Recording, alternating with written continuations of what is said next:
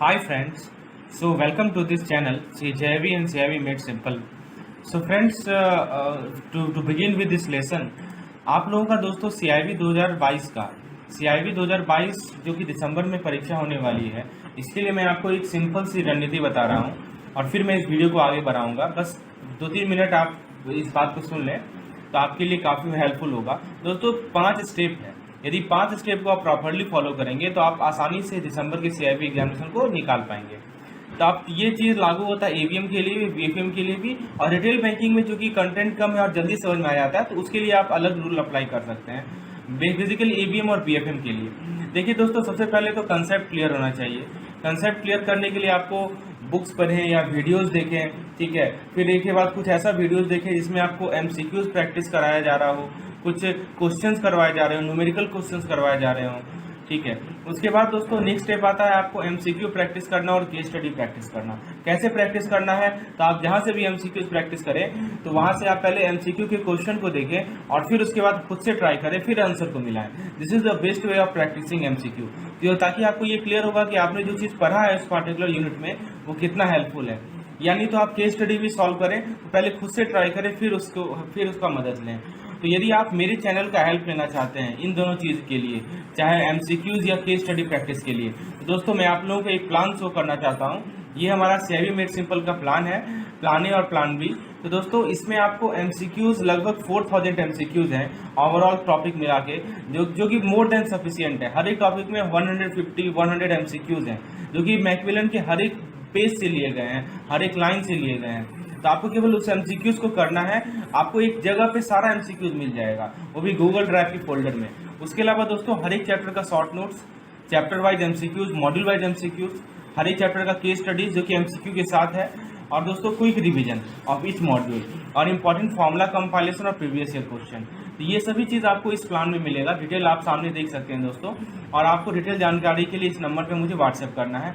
Question है अपना कि हमसे ये पूछा गया है कि इकोनॉमिक्स में थ्योरी ऑफ वेल्थ किसने दिया है दोस्तों। तो इकोनॉमिक्स में थ्योरी ऑफ वेल्थ बताइए दोस्तों किसने दिया है, who gives theory of wealth. तो ऑप्शन ए है लाइनल रॉबिन, ऑप्शन बी है एडम स्मिथ, ऑप्शन सी है बोथ, और ऑप्शन डी है नन ऑफ द अबव। अब बताइए दोस्तों इकोनॉमिक्स में थ्योरी ऑफ वेल्थ किसने दिया है।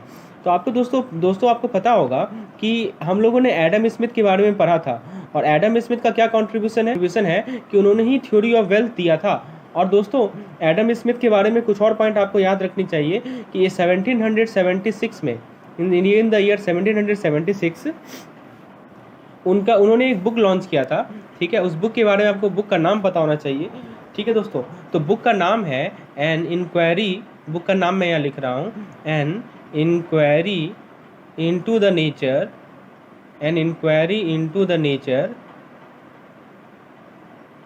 an inquiry into the nature and causes of wealth of a nation, and causes of wealth of the nation, causes of wealth of a nation। तो ये book आप ध्यान रखेंगे कि किनके द्वारा लिखा गया है, तो एडम स्मिथ द्वारा लिखा गया है। तो फ्रेंड्स इस क्वेश्चन का करेक्ट आंसर है ऑप्शन नंबर बी। चलिए आगे बढ़ते हैं, क्वेश्चन नंबर 3 पे आते हैं। सो नेक्स्ट क्वेश्चन है अपना, विच of the following statement matches the definition. तो दोस्तों आपसे इकोनॉमिक्स के बारे में कुछ डेफिनेशन दी गई हैं, आपको बताना है कि कौन सा स्टेटमेंट करेक्ट है। पहला है economics is a study of consumer satisfaction, ठीक है। दूसरा है economics is a study of consumer means and ends. तीसरा है economics is a study of employment and growth. और चौथा है economics is a study of wealth. तो दोस्तों इसमें से कौन सा स्टेटमेंट डेफिनेशन को मैच कर रहा है ये बताना है आपको। तो बताइए पहला है करेक्ट है, या दूसरा करेक्ट है, या तीसरा, या चौथा। तो दोस्तों देखिए अभी हम लोगों ने देखा है कि जो हमारे एडम स्मिथ साहब हैं उन्होंने क्या कहा था, इकोनॉमिक्स बेसिकली किस चीज़ का स्टडी है, वो वेल्थ का स्टडी है ना। तो कंज्यूमर सेटिस्फैक्शन की तो कोई बात ही नहीं आती है, तो ये तो ऑप्शन बिल्कुल गलत है। फिर आप देखिए कंज्यूमर मीन्स एंड एंड्स, तो रॉबिन्स ने कहा था लेकिन वहाँ पे मीन्स एंड एंड्स स्कार्स था, ठीक है। हम लोग आगे देखेंगे दोस्तों। आपने कल देखा था कि आप यदि लॉर्ड रॉबिन्स के बारे में बात करें तो उन्होंने 2 वर्ड कहा था। क्या 2 वर्ड कहा था, एंड स्कार्स। आपको पता है ना उन्होंने क्या कहा था, एंड स्कार्स कहा था, स्केयर कहा था, ठीक है। लेकिन यहाँ पे क्या है, मीन्स एंड एंड्स है, तो ये भी गलत है। तीसरा कह रहा है एम्प्लॉयमेंट एंड ग्रोथ, नहीं, ये भी डेफिनेशन नहीं है। लेकिन जो चौथा कर रहा है कि employment economics is a study of wealth, ये बिल्कुल कहा गया था किसके द्वारा? तो एडम स्मिथ के द्वारा कहा गया था। ठीक है दोस्तों, तो आपका ये ऑप्शन सही है। So option D is the correct one. So this is our correct answer, option number D. अब देखिए, आपको मैं करेक्ट सीक्वेंस बता देता हूँ। देखिए करेक्ट सीक्वेंस क्या है वो मैं समझा देता हूँ। तो देखिए, वेल्थ डेफिनेशन जो है वो किसके द्वारा दिया गया था? तो एडम स्मिथ के द्वारा दिया गया था, मैंने बताया था। फिर वेलफेयर डेफिनेशन जो है वो किसके द्वारा दिया गया था? एल्फ्रेड मार्शल के द्वारा दिया गया था। स्कार्सिटी डेफिनेशन दिया गया था लाइनल रॉबिन्स पॉल के द्वारा। और ग्रोथ एंड डेवलपमेंट डेफिनेशन दिया गया था पॉल ए सैमुअल्सन के द्वारा। ठीक है, तो ये आपको ध्यान रखना है कि matches the definition. Okay next है, which of the following does not matches the in respect of economics, which of the following does match in respect of definition of economics. तो यहाँ पे देखिए क्या क्वेश्चन कर रहा है कि इनमें से कौन सा मैच कर रहा है। तो Adam Smith is called, Adam Smith definition is called scarcity definition. बताइए सही है क्या? एडम स्मिथ के डेफिनेशन को हम लोग क्या स्कार्सिटी डेफिनेशन कहते हैं? दूसरा कह रहा है कि Marshall definition is called welfare definition. तीसरा कह रहा है कि रॉबिन्स का डेफिनेशन को हम लोग वेल्थ डेफिनेशन कहते हैं, और ऑल द अबव। तो दोस्तों बताइए क्या आंसर सही है? तो आंसर बी इसका करेक्ट है। देखिए एडम स्मिथ का जो डेफिनेशन है, अभी मैं आपको बताता हूँ। एडम स्मिथ के डेफिनेशन को हम लोग क्या कहते हैं बताइए? एडम स्मिथ के डेफिनेशन को हम लोग कहते हैं, एडम स्मिथ का डेफिनेशन को हम लोग कहते हैं दोस्तों वेल्थ डेफिनेशन। सो ये होगा हमारा वेल्थ। ठीक है, मार्शल के डेफिनेशन को हम लोग क्या कहते हैं? मार्शल के डेफिनेशन को हम लोग कहते हैं दोस्तों, मार्शल का जो डेफिनेशन था उसे हम लोग कहते हैं वेलफेयर डेफिनेशन। ठीक है, तो ये तो सही है। रॉबिन्स के डेफिनेशन को हम लोग क्या कहते हैं? Scarcity definition. ठीक है दोस्तों, स्कार्सिटी डेफिनेशन। तो ऑप्शन ए और सी अपना रॉन्ग है, ए भी गलत है और सी भी गलत है, लेकिन ऑप्शन बी क्या है? सही है। ठीक है, तो डी तो होगा ही नहीं, तो इसीलिए हमारा करेक्ट आंसर है option number B.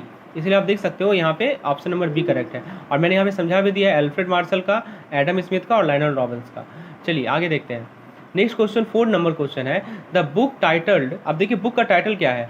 N inquiry into the nature and causes of the wealth of nation is authored by. दोस्तों अभी मैंने आपको बताया था कि ये जो बुक है काफ़ी इंपॉर्टेंट बुक है, और आपसे ये पूछ लिया गया कि an inquiry into the nature and causes of wealth of nation. देखिए यहाँ पे कीवर्ड है वेल्थ ऑफ नेशन।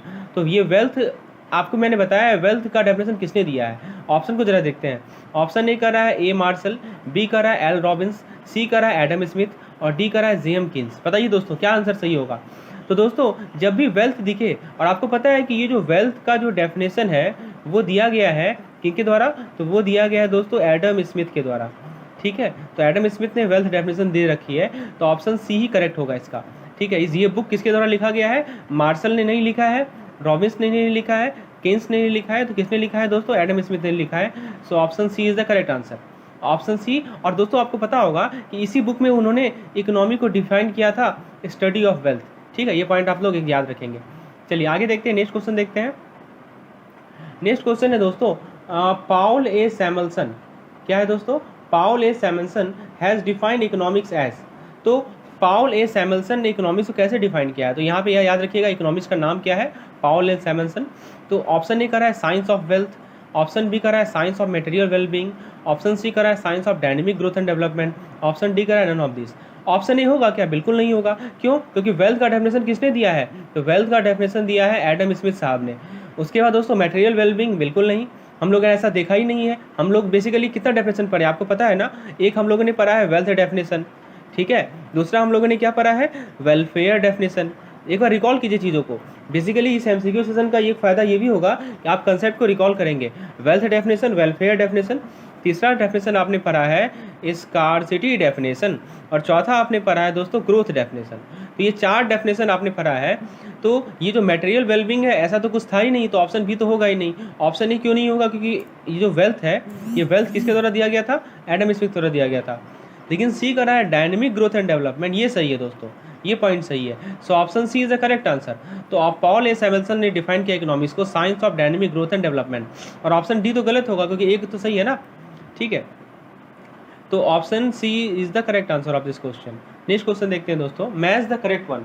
आपको क्या करना है दोस्तों? यहाँ पे करेक्ट ऑप्शन को मैच करना है। देखिए एक तरफ आपका इकोनॉमिक्स का नाम लिखा हुआ है, ठीक है दोस्तों। एक तरफ क्या लिखा हुआ है? इकोनॉमिक्स का नाम, जैसे कि आप देख सकते हैं welfare definition, scarcity definition, wealth definition, और एक तरफ आपका किसने दिया है, ये पूछा गया है। बताइए दोस्तों, ऑप्शन देखिए 1C 2B 3A, 1B 2A 3C, 1B 2C 3A और ये डी ऑप्शन है। तो दोस्तों मैं आपको ट्रिक बताता हूँ। आप बताओ जरा वेलफेयर डेफिनेशन के बारे में बताओ, आपको करेक्ट वन को मार्क करना है। तो वेलफेयर डेफिनेशन किसने दिया था बताइए दोस्तों। तो वेलफेयर डेफिनेशन दिया था हमारे मार्शल साहब ने। तो वेलफेयर डेफिनेशन लिंक होगा ऑप्शन बी से। अब जरा ऑप्शन को देखिए 1B किस में है, तो बी और सी में, यानी बी और सी में से कोई एक करेक्ट होगा। ए और डी तो हमारा गलत हो गया, ठीक है। अब देखिए जरा ऑप्शन नंबर बी और सी को देखिए। 1 तो बी लिंक है, बस आप 2 को देख लो। 2 क्या है, स्कार्सिटी डेफिनेशन। स्कार्सिटी डेफिनेशन किसने दिया था, लायल रॉबिन्स ने, यानी कि 2 का सी होगा। तो 2 का सी किस में है, सी वाले ऑप्शन में है, तो बी गलत हो गया। So option C is the correct one. और आपको पता ही है वेल्थ डेफिनेशन एडम स्मिथ ने दिया था। तो इस प्रकार से ऑप्शन सी हमारा करेक्ट आंसर है इस क्वेश्चन का। चीज़ें आपको क्लियर हो रही होंगी। क्वेश्चन नंबर 6 का correct answer option number C. आइए आगे देखते हैं, नेक्स्ट क्वेश्चन देखते हैं। द फेमस बुक, देखिए जितने भी पॉसिबल टाइप का क्वेश्चन हैं मैं ट्राई कर रहा हूँ आपको करवाने का। तो क्वेश्चन है द फेमस बुक का नाम क्या है, an inquiry into the nature and causes of wealth of a nation was published in. ये बुक किसने पब्लिश किया था आपको पता है, ये बुक पब्लिश किया था एडम स्मिथ ने, ठीक है, जिन्हें हम लोग फादर ऑफ इकोनॉमिक्स भी कहते हैं। जिन्हें क्या कहते हैं दोस्तों, फादर ऑफ इकोनॉमिक्स। और आपसे ये पूछा गया है कि ये जो फेमस बुक है ये कब पब्लिश हुआ था, 1776, 1750, 1850 या 1886। तो दोस्तों इस क्वेश्चन का करेक्ट आंसर है 1776।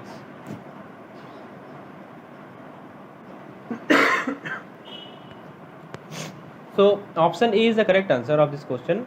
1776 में ये बुक पब्लिश किया गया था।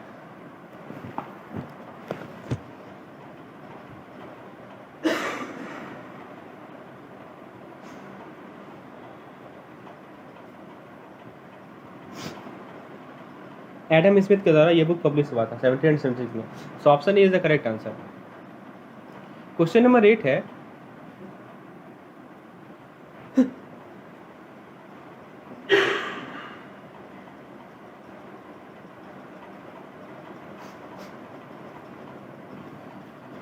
दोस्तों 8 नंबर क्वेश्चन में कहा गया है which of the following is not correct statement. इनमें से कौन सा स्टेटमेंट करेक्ट नहीं है। ए है welfare economics is based on value judgement. B है welfare economics is also called economics with a heart. C है welfare economics focuses on question about equity as well as efficiency. और option D है the founder of welfare economics was Alfred Marshall. तो कौन सा correct statement नहीं है आपको ये बताना है। तो फ्रेंड्स जहाँ तक ऑप्शन डी का बात है तो ये तो सही है, क्योंकि हम लोग जानते हैं कि वेलफेयर इकोनॉमिक्स का जो फाउंडर है वो है हमारे एल्फ्रेड मार्शल साहब है, ये सही है। सी का जहाँ तक बात है कि welfare economics focuses on question about equity and efficiency, आइए देखते हैं दोस्तों। तो दोस्तों करेक्ट आंसर है इसका डी, ठीक है, is not a correct statement. The welfare economics के जो फाउंडर थे तो वो हमारे एल्फ्रेड मार्शल नहीं थे, तो ये हमारा सही आंसर है। नेक्स्ट क्वेश्चन है question number 9, welfare definition of economics was given bye. तो वेलफेयर डेफिनेशन किसने दिया था दोस्तों, एक्चुअली में वेलफेयर डेफिनेशन किसके द्वारा दिया गया था। तो ऑप्शन ए कर रहा है मार्शल, बी कर रहा है जॉन रॉबिन्स, सी कर रहा है एडम स्मिथ और डी कर रहा है कार्ल मार्क्स। बताइए दोस्तों वेलफेयर डेफिनेशन किसने दिया था, तो मार्शल ने दिया था, ठीक है। So option A is the correct answer. Welfare definition was given by Marshall. चलिए क्वेश्चन नंबर 10 को देखते हैं। 10 नंबर क्वेश्चन में कहा गया है dash view economics as a science of human welfare, ठीक है। तो किसने इकोनॉमिक्स को साइंस ऑफ ह्यूमन वेलफेयर के रूप में व्यू किया था, एल्फ्रेड मार्शल ने, लायनल रॉबिन्स ने, एडम स्मिथ ने या जेएम किन्स ने। तो दोस्तों करेक्ट आंसर होगा इसका ऑप्शन ए, यानी कि एल्फ्रेड मार्शल, ठीक है। नेक्स्ट क्वेश्चन नंबर अपना 11 नंबर है। 11 नंबर क्वेश्चन में क्या कहा गया है दोस्तों, 11 नंबर क्वेश्चन में कहा गया है कि द ब्रांच ऑफ इकोनॉमिक्स, ठीक है, the branch of economics that deals with economic aggregate is called. देखिए दोस्तों यहाँ पे कीवर्ड है एग्रीगेट, ठीक है दोस्तों, एग्रीगेट। मैंने आपको समझाया था अपने वीडियो लेसन में कि इकोनॉमिक एग्रीगेट से ऐसा कौन सा ब्रांच ऑफ इकोनॉमिक्स है जो कि डील करता है, micro economics, development economics, macro economics या वेलफेयर इकोनॉमिक्स। अब बताइए दोस्तों, सबसे पहले हम लोग बात करते हैं माइक्रो इकोनॉमिक्स के।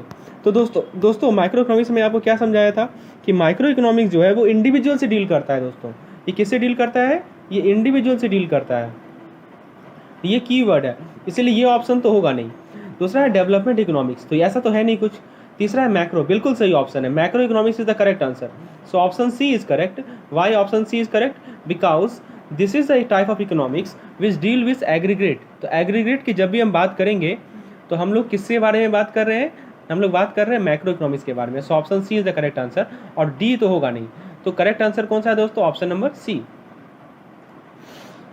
नेक्स्ट क्वेश्चन नंबर 12 है लेजोस्फीयर इकोनॉमिक्स के बारे में। Laissez faire economics refers to.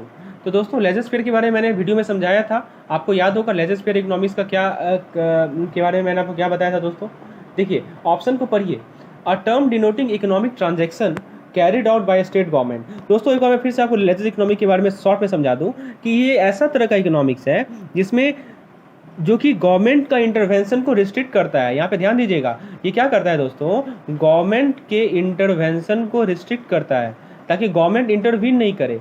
ठीक है, एक तरह से आप समझिए कि ये कैपिटलिस्ट इकोनॉमी, पूंजीवाद इकोनॉमी को प्रमोट करता है दोस्तों। ठीक है, कैपिटलिज्म को प्रमोट करता है। तो laissez-faire economy refers to option A a term denoting economic transaction carried out by the state government, state oblique government.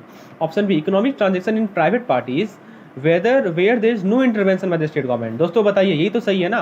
पहला ऑप्शन कर रहा है कि वैसा इकोनॉमिक ट्रांजैक्शन जो कि गवर्नमेंट कर रही है, ऐसा तो नहीं है, ये तो अपोजिट बोल रहा है। लेकिन बी में कर रहा है कहीं भी इंटरवेंशन नहीं है स्टेट या गवर्नमेंट का, तो ये तो सही ऑप्शन है। सी कर रहा है branch of socialism focusing on welfare. बिल्कुल नहीं, ऐसा कुछ नहीं है, वेलफेयर से कोई मतलब नहीं है। यहाँ पे पूंजीवाद की बात हो रही है, और जब पूंजीवाद की बात हो रही है तो वहाँ पे गवर्नमेंट या स्टेट का कोई इंटरवेंशन नहीं लगेगा। ठीक है, यही होता है हमारा laissez-faire economy. None of the above, बिल्कुल नहीं। लेजोस्फीयर बेसिकली आपको मैं बता दूं ये फ्रेंच वर्ड है, इसका मतलब होता है लेट्स डू। ठीक है, मैंने समझाया था अपने पिछले वीडियो लेसन में, तो अधिक जानकारी के लिए आप उस वीडियो को रेफर कर सकते हैं। आइए नेक्स्ट क्वेश्चन देखते हैं। Question number 13, which of the following is true regarding the definition. देखिए डेफिनेशन कहाँ है? यहाँ डेफिनेशन ऊपर है, ये देखिए, ये एक तरह का आपका केस स्टडी है। ठीक है दोस्तों, ये बेसिकली आपका एक केस स्टडी है, ऐसा क्वेश्चन पूछ लिया जाता है। तो देखिए क्या कह रहा है, इकोनॉमिक्स इज द साइंस, बिल्कुल साइंस है, विच स्टडीज ह्यूमन बिहेवियर। क्या स्टडी करता है दोस्तों? ह्यूमन बिहेवियर को स्टडी करता है।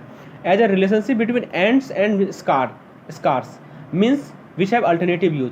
This definition present economics as a study of means and ends. ठीक है दोस्तों, तो ये डेफिनेशन हमें इकोनॉमिक्स किसका स्टडी प्रोड्यूस करता है? मीन्स एंड एंड्स का स्टडी प्रोड्यूस करता है। तो दोस्तों आपसे क्वेश्चन है, ऑप्शन को देखते हैं, which are the following is true regarding this definition. तो इनमें से कौन सा स्टेटमेंट सही है इस डेफिनेशन के regarding? Option A man has unlimited want and the mean to satisfy human wants are limited. Option B resources are not only limited but have alternative uses. Option C man has to make a choice. Option D all of the above. तो दोस्तों आप बताओ क्या सही answer है? तो friends इस question का करेक्ट आंसर होगा ऑल ऑफ द अबव। तो दोस्तों आपको पता है कि ये चीज़ मैंने आपको समझाया था जब हम लोग रॉबिन्स के स्कार्सिटी डेफिनेशन को पढ़ रहे थे, तो उसमें क्या कहा गया था? उसमें यही तो कहा गया था कि अनलिमिटेड वांट्स है अपना। ठीक है, यहाँ पे देखिए कीवर्ड है, एक ये कीवर्ड है, मैंने समझाया था इसका मतलब कि मैन का अनलिमिटेड वांट है। ठीक है, आपका एक इच्छा पूरा होगा तो दूसरा अराइज हो जाएगा, और हमेशा इच्छा क्या होता है? मल्टीप्लाई होते रहता है।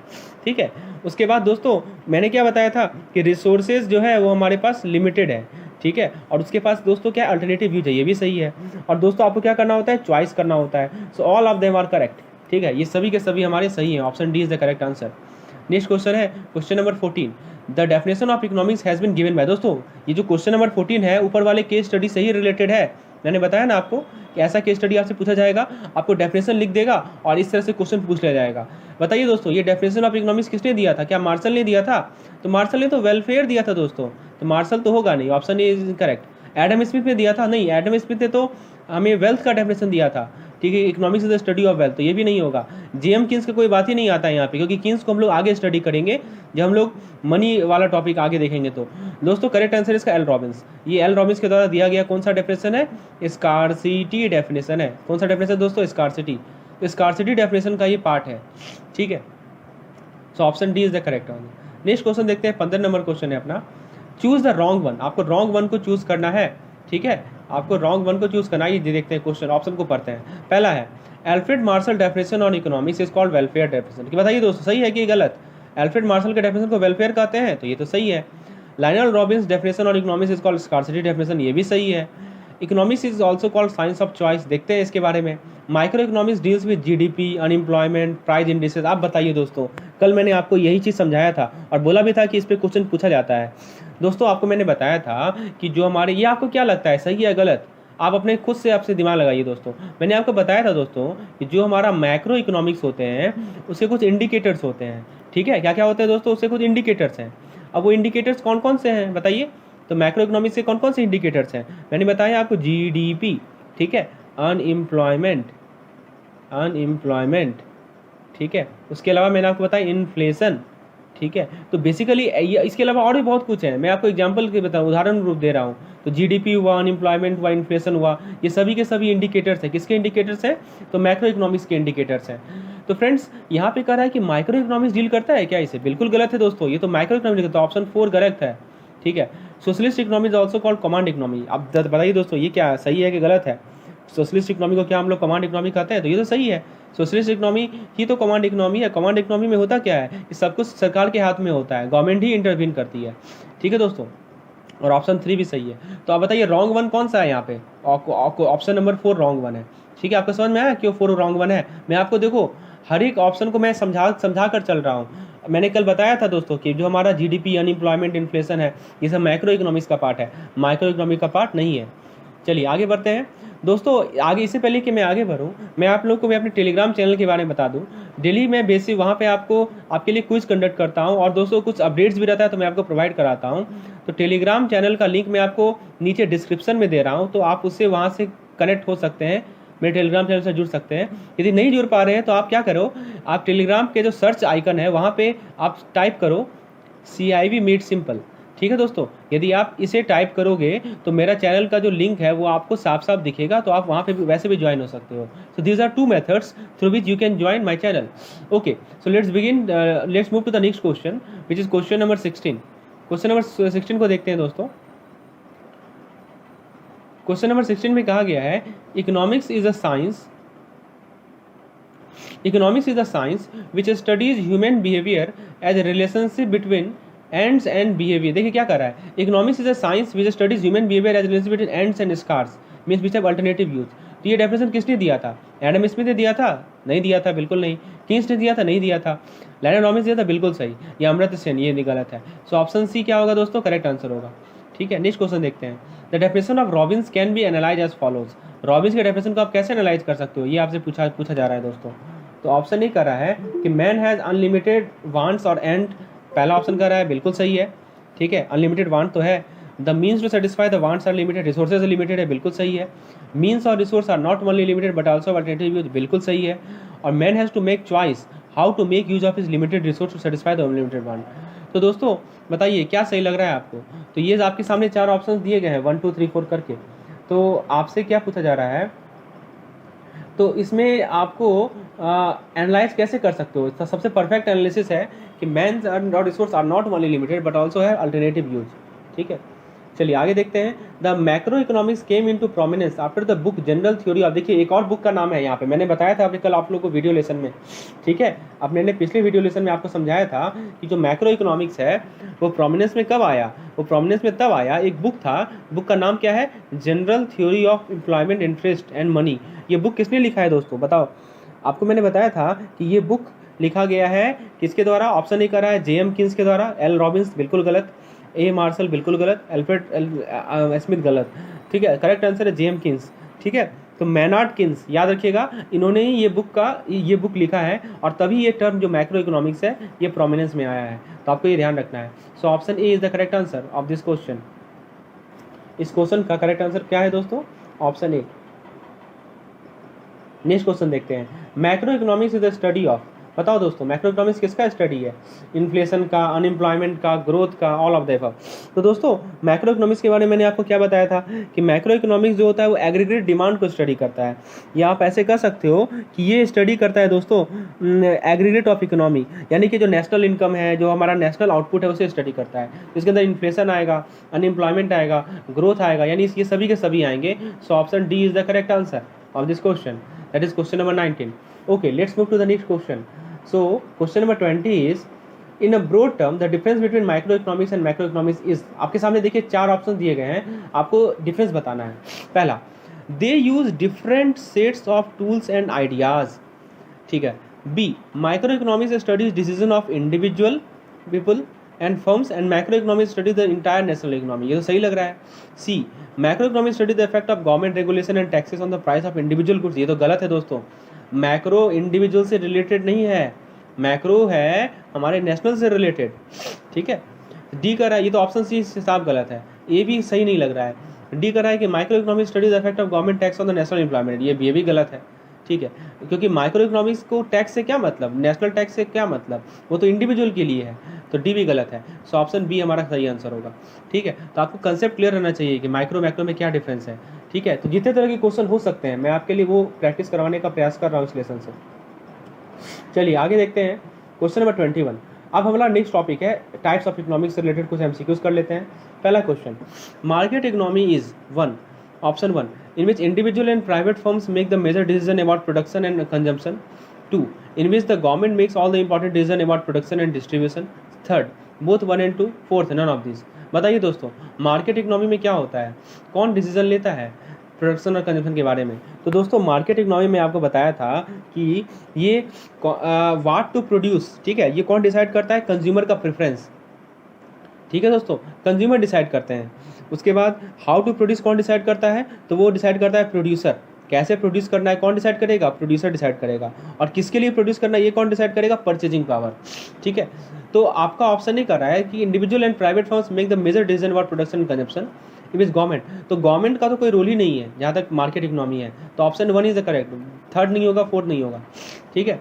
तो करेक्ट आंसर क्या होगा दोस्तों, ऑप्शन वन, क्योंकि प्राइवेट फर्म का और इंडिविजुअल दोनों का काम है, किसके से, मार्केट इकोनॉमी में, ठीक है। इंडिविजुअल का कैसे काम है बताएंगे आप, देखिए इंडिविजुअल का क्या रोल है कि प्राइवेट फर्म, अभी मैंने बताया ना दोस्तों कि क्या प्रोड्यूस करना है ये कंज्यूमर ही तो डिसाइड कर रहे हैं, और कैसे प्रोड्यूस करना है ये प्रोड्यूसर डिसाइड कर रहे हैं, तो दोनों का रोल है, इंडिविजुअल का भी रोल है और प्राइवेट फर्म का भी रोल है। आइए नेक्स्ट क्वेश्चन देखते हैं। India is, option A, capitalist economy, socialistic economy, mixed economy, laissez faire economy. बताओ दोस्तों क्या आंसर सही है, तो कैपिटलिस्ट तो है नहीं भारत, कैपिटलिस्ट के एग्जांपल मैंने आपको बताया था ना कल। बताओ तो दोस्तों कुछ कैपिटलिस्ट के इकोनॉमी का एग्जांपल। तो दोस्तों आप ले लो यूएस को ले लो, यूनाइटेड स्टेट को ले लो, उसके बाद आप इंग्लैंड को ले लो, ठीक है, आप ले लो जापान को, तो ये सब जो कंट्रीज़ हैं ये सब हमारे कैपिटलिस्ट इकोनॉमी है। सोशलिस्ट का एग्जांपल लो आप, तो सोशलिस्ट इकोनॉमी एग्जांपल आप लोगे तो आप चाइना को ले लो, ठीक है, कोरिया को ले लो, उसके बाद आप ले सकते हो सोवियत यूनियन को, ठीक है। तो ये सब हमारे सोशलिस्ट इकोनॉमी के टाइप हैं। और भारत जो है वो मिक्स्ड इकोनॉमी है, और लेजर फेयर इकोनॉमी एक तरह से कैपिटलिस्ट इकोनॉमी ही होता है, तो कैपिटलिस्ट इकोनॉमी का दूसरा नाम है laissez faire economy. So option 3 is the correct one. तो भारत में क्या है कि दोनों तरह का इकोनॉमी है, ठीक है, मिक्स्ड इकोनॉमी।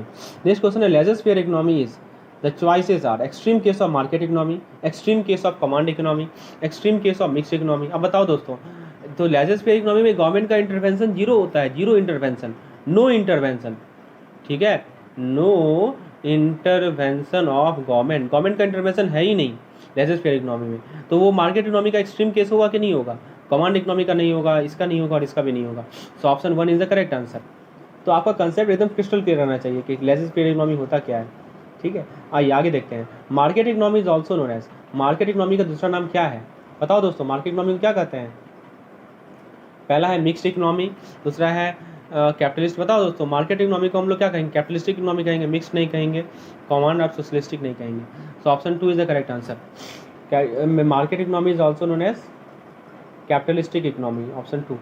नेक्स्ट क्वेश्चन है, which of the following is capitalist economy. Choices दे रखे हैं, England, China, India, none of the above. बताओ, चाइना तो है अपना सोशलिस्ट इकोनॉमी, ठीक है, सोशलिस्ट बोलो कमांड बोलो, इंडिया है मिक्स्ड इकोनॉमी, तो करेक्ट आंसर होगा इंग्लैंड, ठीक है, option 1 is the correct answer. Next question है, economist become more interested in macro economics after publication of general theory of employment interest money. मैंने बार बार रिपीट कर रहा हूँ, ये बहुत 2 बुक है, अभी तक हम लोगों ने 2 बुक डिस्कस किया है। एक तो हम लोगों ने डिस्कस किया एडम स्मिथ द्वारा, और एक बुक है जो कि ये है general theory of employment and interest and money. पूछ लिया जाएगा क्वेश्चन, ये बुक जो है, ये बुक जब पब्लिश हुआ ना तभी जाके ये जो मैक्रो इकोनॉमिक्स है वो इंटरेस्टिंग हुआ, ठीक है। तो ऑप्शन ए कर रहा है Alfred Marshall, J M Keynes, Adam Smith, none of the above. तो ये बुक किसने लिखा है बताइए, तो ये जेएम कीन्स ने लिखा है ना, ऑप्शन बी करेक्ट होगा। चलिए आगे देखते हैं 27 नंबर क्वेश्चन। इस क्वेश्चन में कहा गया है macroeconomics is the study of economics that deals with which of the four major factor. बहुत ही इंपॉर्टेंट क्वेश्चन है दोस्तों। कल मैंने आपको बताया है कि मैक्रो इकोनॉमिक्स में 4 मेजर फैक्टर कौन कौन से हैं। तो याद रखिएगा, पहला फैक्टर है हाउस होल्ड, इसे नोट कर लीजिए। दूसरा फैक्टर है फर्म, तीसरा फैक्टर है गवर्नमेंट और चौथा फैक्टर है external sector. Option B is the correct answer. इसे नोट कर लीजिए अपने नोटबुक में, ये काफ़ी इंपॉर्टेंट पॉइंट्स है, यहाँ से क्वेश्चन बन सकता है कि मैक्रो इकोनॉमिक्स जो है उसके अंदर 4 इंपॉर्टेंट फैक्टर्स कौन कौन से हैं। तो एक होगा हमारा हाउस होल्ड। हाउस होल्ड क्यों? क्योंकि इकोनॉमिक्स के डेफिनेशन में ही लिखा गया है कि it is the study of management of house hold. ठीक है, फिर फर्म्स आएंगे, गवर्नमेंट आएंगे और एक्सटर्नल सेक्टर आएंगे। ये सभी के सभी हमारे 4 फैक्टर्स हैं मैक्रो इकोनॉमिक्स के अंदर। नेक्स्ट क्वेश्चन है which of the following micro economics is concern with. बताइए दोस्तों, ऑप्शन ए सही होगा कि नहीं होगा? बिल्कुल गलत होगा। नेशनल आउटपुट से कोई मतलब ही नहीं है माइक्रो इकोनॉमिक्स को। द लेवल ऑफ एम्प्लॉयमेंट, फिर से देखो, एम्प्लॉयमेंट जो है ब्रॉड लेवल का चीज़ है, इससे क्या मतलब माइक्रो इकोनॉमिक्स को?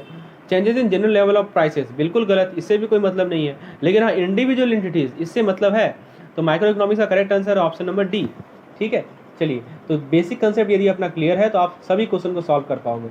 आइए नेक्स्ट क्वेश्चन देखते हैं। Which of the following is incorrect. Microeconomics is primarily concern with the profit problem of what, how and for whom to produce. बताइए दोस्तों, ये सही है क्या? ये बिल्कुल गलत है।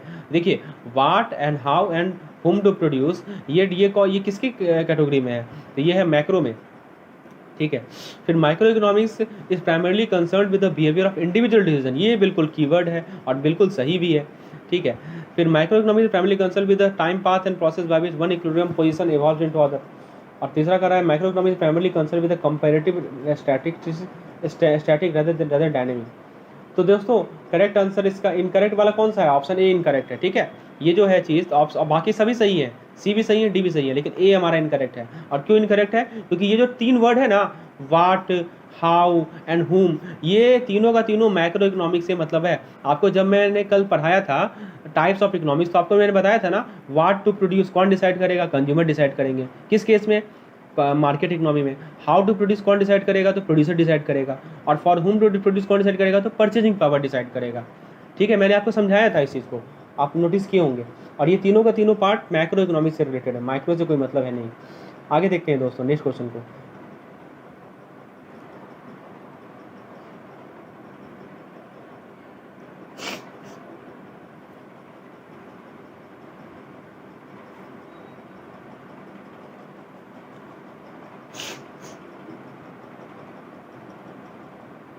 नेक्स्ट क्वेश्चन है जॉन मैनेज। देखिए, एक हमारा केस स्टडी है, यहाँ पे आपके सामने केस स्टडी है कि जॉन क्या कर रहा है, एक टॉय फैक्ट्री को मैनेज कर रहा है। ठीक है, John manages a toy factory that produces toy trains, baby dolls and race cars. Every day he receives a list from the local government specifying how many toys he must produce, what material to use and how much each toy is to be sold for. He organizes the day work accordingly. This scenario closely aligned with which of the following. अब देखिए, एक case study आपके सामने, आपका concept कितना clarity है वो यहाँ से क्लियर होगा। बताइए दोस्तों, ये जो सिनेरियो है वो किससे अलाइन है? कमांड इकोनॉमी से, मार्केट इकोनॉमी से, ट्रेडिशनल इकोनॉमी से, कैपिटलिज्म से। अब दोस्तों देखिए, आप जॉन की जगह आप मान लो खुद हो, जॉन क्या कर रहा है? टॉय फैक्ट्री को मैनेज कर रहा है जिसमें टॉय ट्रेन, बेबी डॉल और रेस कार प्रोड्यूस हो रहा है। लेकिन देखिए कि उसको जो लिस्ट मिल रहा है वो कहाँ से मिल रहा है? वो लिस्ट मिल रहा है दोस्तों लोकल गवर्नमेंट से। और लोकल गवर्नमेंट उसे क्या बता रही है कि कितना टॉय वो प्रोड्यूस करेगा, किस किस मटेरियल को यूज करेगा और एक दिन में कितना टॉय बेचेगा। सब कुछ कौन डिसाइड कर रहा है दोस्तों? Local government. ये कीवर्ड है दोस्तों, दिस इज कीवर्ड। अभी मैंने आपको बताया दोस्तों, जिस केस में लोकल गवर्नमेंट का इंटरवेंशन होगा तो क्या वो कैपिटलिज्म होगा? क्या बिल्कुल नहीं होगा, पूंजीवाद तो हो ही नहीं सकता है। मार्केट इकोनॉमी होगा क्या? बिल्कुल नहीं होगा। ठीक है, तो वो कौन सा इकोनॉमी होगा? वो होगा हमारा कमांड इकोनॉमी। कमांड इकोनॉमी बोलो या आप सोशलिस्ट इकोनॉमी बोलो। ठीक है, तो ये हमारा करेक्ट आंसर होगा, option A is correct answer. तो देख सकते हैं, यदि कंसेप्ट क्लियर है तो आप किसी भी क्वेश्चन को अच्छे से सॉल्व कर सकते हैं। ठीक है, कॉन्फिडेंटली सॉल्व कर सकते हैं। So option A is the correct answer. अब देखिए नेक्स्ट क्वेश्चन है which of the following economic system is characterized by state ownership of land and capital but individual remains in control of the labor। हाँ, ये काफ़ी important question है। अब देखिए, यहाँ पे दोनों का मिक्सचर है कि आपका जो लैंड और लेबर है, लैंड और कैपिटल है, वो स्टेट प्रोवाइड करे यानी गवर्नमेंट, और लेकिन जो इंडिविजुअल्स हैं वो लेबर है। तो लेबर जब इंडिविजुअल, तो ये क्या होगा आपका? बताइए। तो पूरा का पूरा आप इसे क्या कर सकते हो? ये ट्रेडिशनल कर सकते हो, मिक्स्ड कर सकते हो, समझते हो? ठीक है, तो ये मिक्स्ड होगा आपका, सोशलिज्म टाइप का। चलिए, तो ऑप्शन सी होगा। नेक्स्ट क्वेश्चन है अपना, विच of the following types of economy has purely private ownership. Purely private में क्या होता है बताओ दोस्तों? तो प्योरली प्राइवेट जब मैं बात कर रहा हूँ तो वो हमारा कैपिटलिस्ट होगा, ठीक है, प्योरली प्राइवेट यानी कि कैपिटलिस्ट इकोनॉमी। नेक्स्ट क्वेश्चन है अपना, who determine price in capitalist economy. Capitalist economy price कौन डिसाइड करेगा बताइए? गवर्नमेंट डिसाइड करेगी क्या? बिग कॉर्पोरेट डिसाइड करेगी क्या? Market force. तो करेक्ट आंसर क्या होगा बताइए दोस्तों? तो करेक्ट आंसर होगा मार्केट फोर्स। परचेजिंग पावर यानी लोगों की कितने खरीदने की क्षमता है वो डिसाइड करेगी प्राइस को, ठीक है, कितना प्रोड्यूस करना है, फिर डिमांड क्या है, वो सब डिसाइड करेगी। नेक्स्ट क्वेश्चन है, capitalist economy is feature of which of the following country. तो कैपिटलिस्ट इकोनॉमी कहाँ का है बताइए? तो यूएसए का होगा, ठीक है। चाइना रसा तो आपका आ जाएगा सोशलिस्ट में, और इंडिया आ जाएगा आपका मिक्स्ड में, ठीक है। तो ये आपको क्लियर हो गया कि किस तरह का इकोनॉमी है। नेक्स्ट क्वेश्चन है अपना, which of the following is a guiding force for capitalist economy। Capitalist economy के लिए कौन सा गाइडिंग फोर्स है? Social service, private property, competition, profit motive. तो बताइए दोस्तों सबसे गाइडिंग फोर्स क्या है? पूंजीवाद का गाइडिंग फोर्स क्या है इसमें से बताइए? तो वो है प्रॉफिट मोटिव। वो एक ही चीज़ पे फोकस करते हैं, क्या हमको प्रॉफिट कहाँ से हो, ठीक है, वो प्रॉफिट के लिए किसी भी एक्सटेंट तक जा सकते हैं। चलिए, तो ये आपको ध्यान होगा। उसके बाद है which of the following type economy interference is limited, ठीक है। इंटरफेरेंस लिमिटेड कहाँ पे होता है? सोशलिस्ट में, मार्केट में, ठीक है, मिक्स्ड में। तो ये होता है मार्केट इकोनॉमी। मार्केट इकोनॉमी में इंटरफेरेंस लिमिटेड होता है, ठीक है। तो उसका टाइटल क्या है दोस्तों बताइए? तो ऑप्शन ए है general theory of employment, option B है general theory of economics, option C है general theory of employment, interest and money, option D है नन ऑफ दिस। तो फ्रेंड्स इस क्वेश्चन का करेक्ट आंसर है, आपको ये पता है दोस्तों, ये जो बुक है general theory of employment, interest and money, काफ़ी इंपॉर्टेंट, इसके बारे में मैंने डिस्कशन किया था अपने वीडियो लेसन। तो ये जो बुक है किसके द्वारा दिया गया है? मेनार्ड किन्स के द्वारा दिया गया है, ठीक है दोस्तों। तो बुक का नाम क्या है? बुक का नाम है general theory of employment, interest and money, ठीक है। तो करेक्ट आंसर होगा ऑप्शन नंबर सी। ओके, चलिए आगे बढ़ते हैं हम लोग, नेक्स्ट क्वेश्चन देखते हैं। क्वेश्चन नंबर 2 है supply creates it's on demand. Supply जो है अपना डिमांड को क्रिएट करता है, तो ये आइडिया किसके द्वारा दिया गया था? Supply creates it on demand, ये आइडिया किसके द्वारा दिया गया था? तो ऑप्शन ए कह रहा है क्लासिकल इकोनॉमिस्ट, दूसरा कह रहा है नियो क्लासिकल इकोनॉमिस्ट, तीसरा कह रहा है किन्सियन इकोनॉमिस्ट, और चौथा कह रहा है सप्लाई साइड इकोनॉमिस्ट। तो बताइए दोस्तों ये आइडिया किसके द्वारा दिया गया है? क्लासिक, नियो क्लासिक, केनेजियन और सप्लाई साइड इकोनॉमिस्ट। तो फ्रेंड्स सप्लाई और डिमांड, ठीक है, तो हर एक सप्लाई का अपना डिमांड होता है दोस्तों। तो ये basically demand and supply theory का पार्ट है। तो this is a part of demand and supply theory, demand and supply theory. तो दोस्तों डिमांड एंड सप्लाई थ्योरी का पार्ट है, और डिमांड एंड सप्लाई थ्योरी को हम लोग क्या कहते हैं दोस्तों? क्लासिकल थ्योरी भी बोलते हैं। So this is also called classical theory of interest. Okay, so जहाँ तक अब ऑप्शन को देखिए, classical economics, neo classical, Keynesian, supply side economics, तो करेक्ट आंसर होगा ऑप्शन नंबर ए यानी क्लासिकल इकोनॉमिक्स। तो आपको पता है कि जो हमारा क्लासिकल इकोनॉमिस्ट है उन्होंने ये कहा कि एक तरफ होता है हमारा सेविंग, ठीक है, और एक तरफ होता है हमारा इन्वेस्टमेंट, ठीक है। तो इसके बीच में इक्विलिब्रियम एस्टैब्लिश होता है, ये हम लोगों ने डिस्कस किया है अपने क्लासिकल इकोनॉमिस्ट के कंसेप्ट में। आगे बढ़ते हैं दोस्तों, क्वेश्चन नंबर 3 है एज पर क्लासिकल इकोनॉमिस्ट, ठीक है, क्या कर रहा है दोस्तों? As per classical theory of rate of interest, the rate of interest is determined by, यानी कि जो classical theory of rate of interest है उसमें रेट ऑफ इंटरेस्ट कैसे डिटरमाइन होता है? पहला है डिमांड फॉर सेविंग। दोस्तों ये डिमांड फॉर सेविंग को ही हम लोग क्या कहते हैं? इन्वेस्टमेंट कहते हैं, ठीक है। दूसरा कर रहा है सप्लाई ऑफ सेविंग, तो दोस्तों इस सप्लाई ऑफ सेविंग को हम लोग सेविंग्स बोलते हैं। और तीसरा कर रहा है कि equilibrium of demand and supply of saving, D कर रहा है नन ऑफ द अबव। तो फ्रेंड्स आपको मैं रिकॉल करा दूं, जैसा कि हम लोगों ने क्लासिकल थ्योरी में देखा था कि हमारा जो रेट ऑफ इंटरेस्ट का कर्व होता है उसको हम रेट ऑफ इंटरेस्ट को हम लोग वाई एक्सिस पे शो करते हैं, और हमारा सेविंग एंड इन्वेस्टमेंट को सेविंग को एक्स एक्सिस पे शो करते हैं। तो रेट ऑफ इंटरेस्ट और सेविंग में आपको रिलेशनशिप पता होगा दोस्तों, मैंने आपको बताया था कि ये जो होता है डायरेक्टली प्रोपोर्शनल होता है, ठीक है। और जो हमारा इन्वेस्टमेंट होता है, यदि इन्वेस्टमेंट को भी हम सेम कर्व पे शो करें तो इन्वेस्टमेंट जो होता है दोस्तों वो इन्वर्सली प्रोपोर्शनल होता है, कुछ इस प्रकार का कर्व बनता है। ये सेविंग वाला है, ये इन्वेस्टमेंट वाला है, और जिस पॉइंट पे मीट करता है उसे हम लोग इक्विलिब्रियम पॉइंट कहते हैं। तो यही पॉइंट डिसाइड करता है इंटरेस्ट रेट को, ठीक है।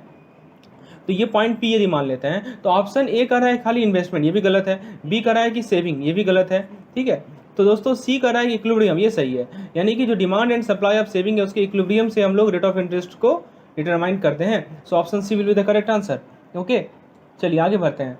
नेक्स्ट क्वेश्चन है which of the following statement is incorrect. आपके सामने कुछ स्टेटमेंट दिया गया है, इनमें से कौन सा स्टेटमेंट क्या है दोस्तों? इनकरेक्ट है, ये पूछा गया है। पहला ऑप्शन है कि supply of saving decreases with increase in interest rate, ठीक है। यानी क्या कर रहा है कि जो सप्लाई ऑफ सेविंग है वो इंटरेस्ट रेट्स के, आप देखिए जैसे सप्लाई ऑफ सेविंग दिखे आपके दिमाग में आना चाहिए कि ये सेविंग की बात हो रही है, ठीक है। तो वो क्या है कि इंटरेस्ट रेट बढ़ने से सप्लाई ऑफ सेविंग घटता है, ठीक है। दूसरा कह रहा है कि demand for saving increases with increase in interest rate, यानी डिमांड फॉर सेविंग कहा गया तो आपका इन्वेस्टमेंट आ गया, ठीक है दोस्तों, ये क्या आ गया आपका इन्वेस्टमेंट।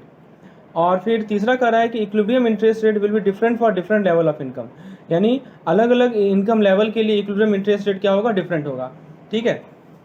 चलिए ये 3 स्टेटमेंट आपके सामने दिया गया है। तो फ्रेंड्स आइए जरा देखते हैं कौन सा स्टेटमेंट इनकरेक्ट है।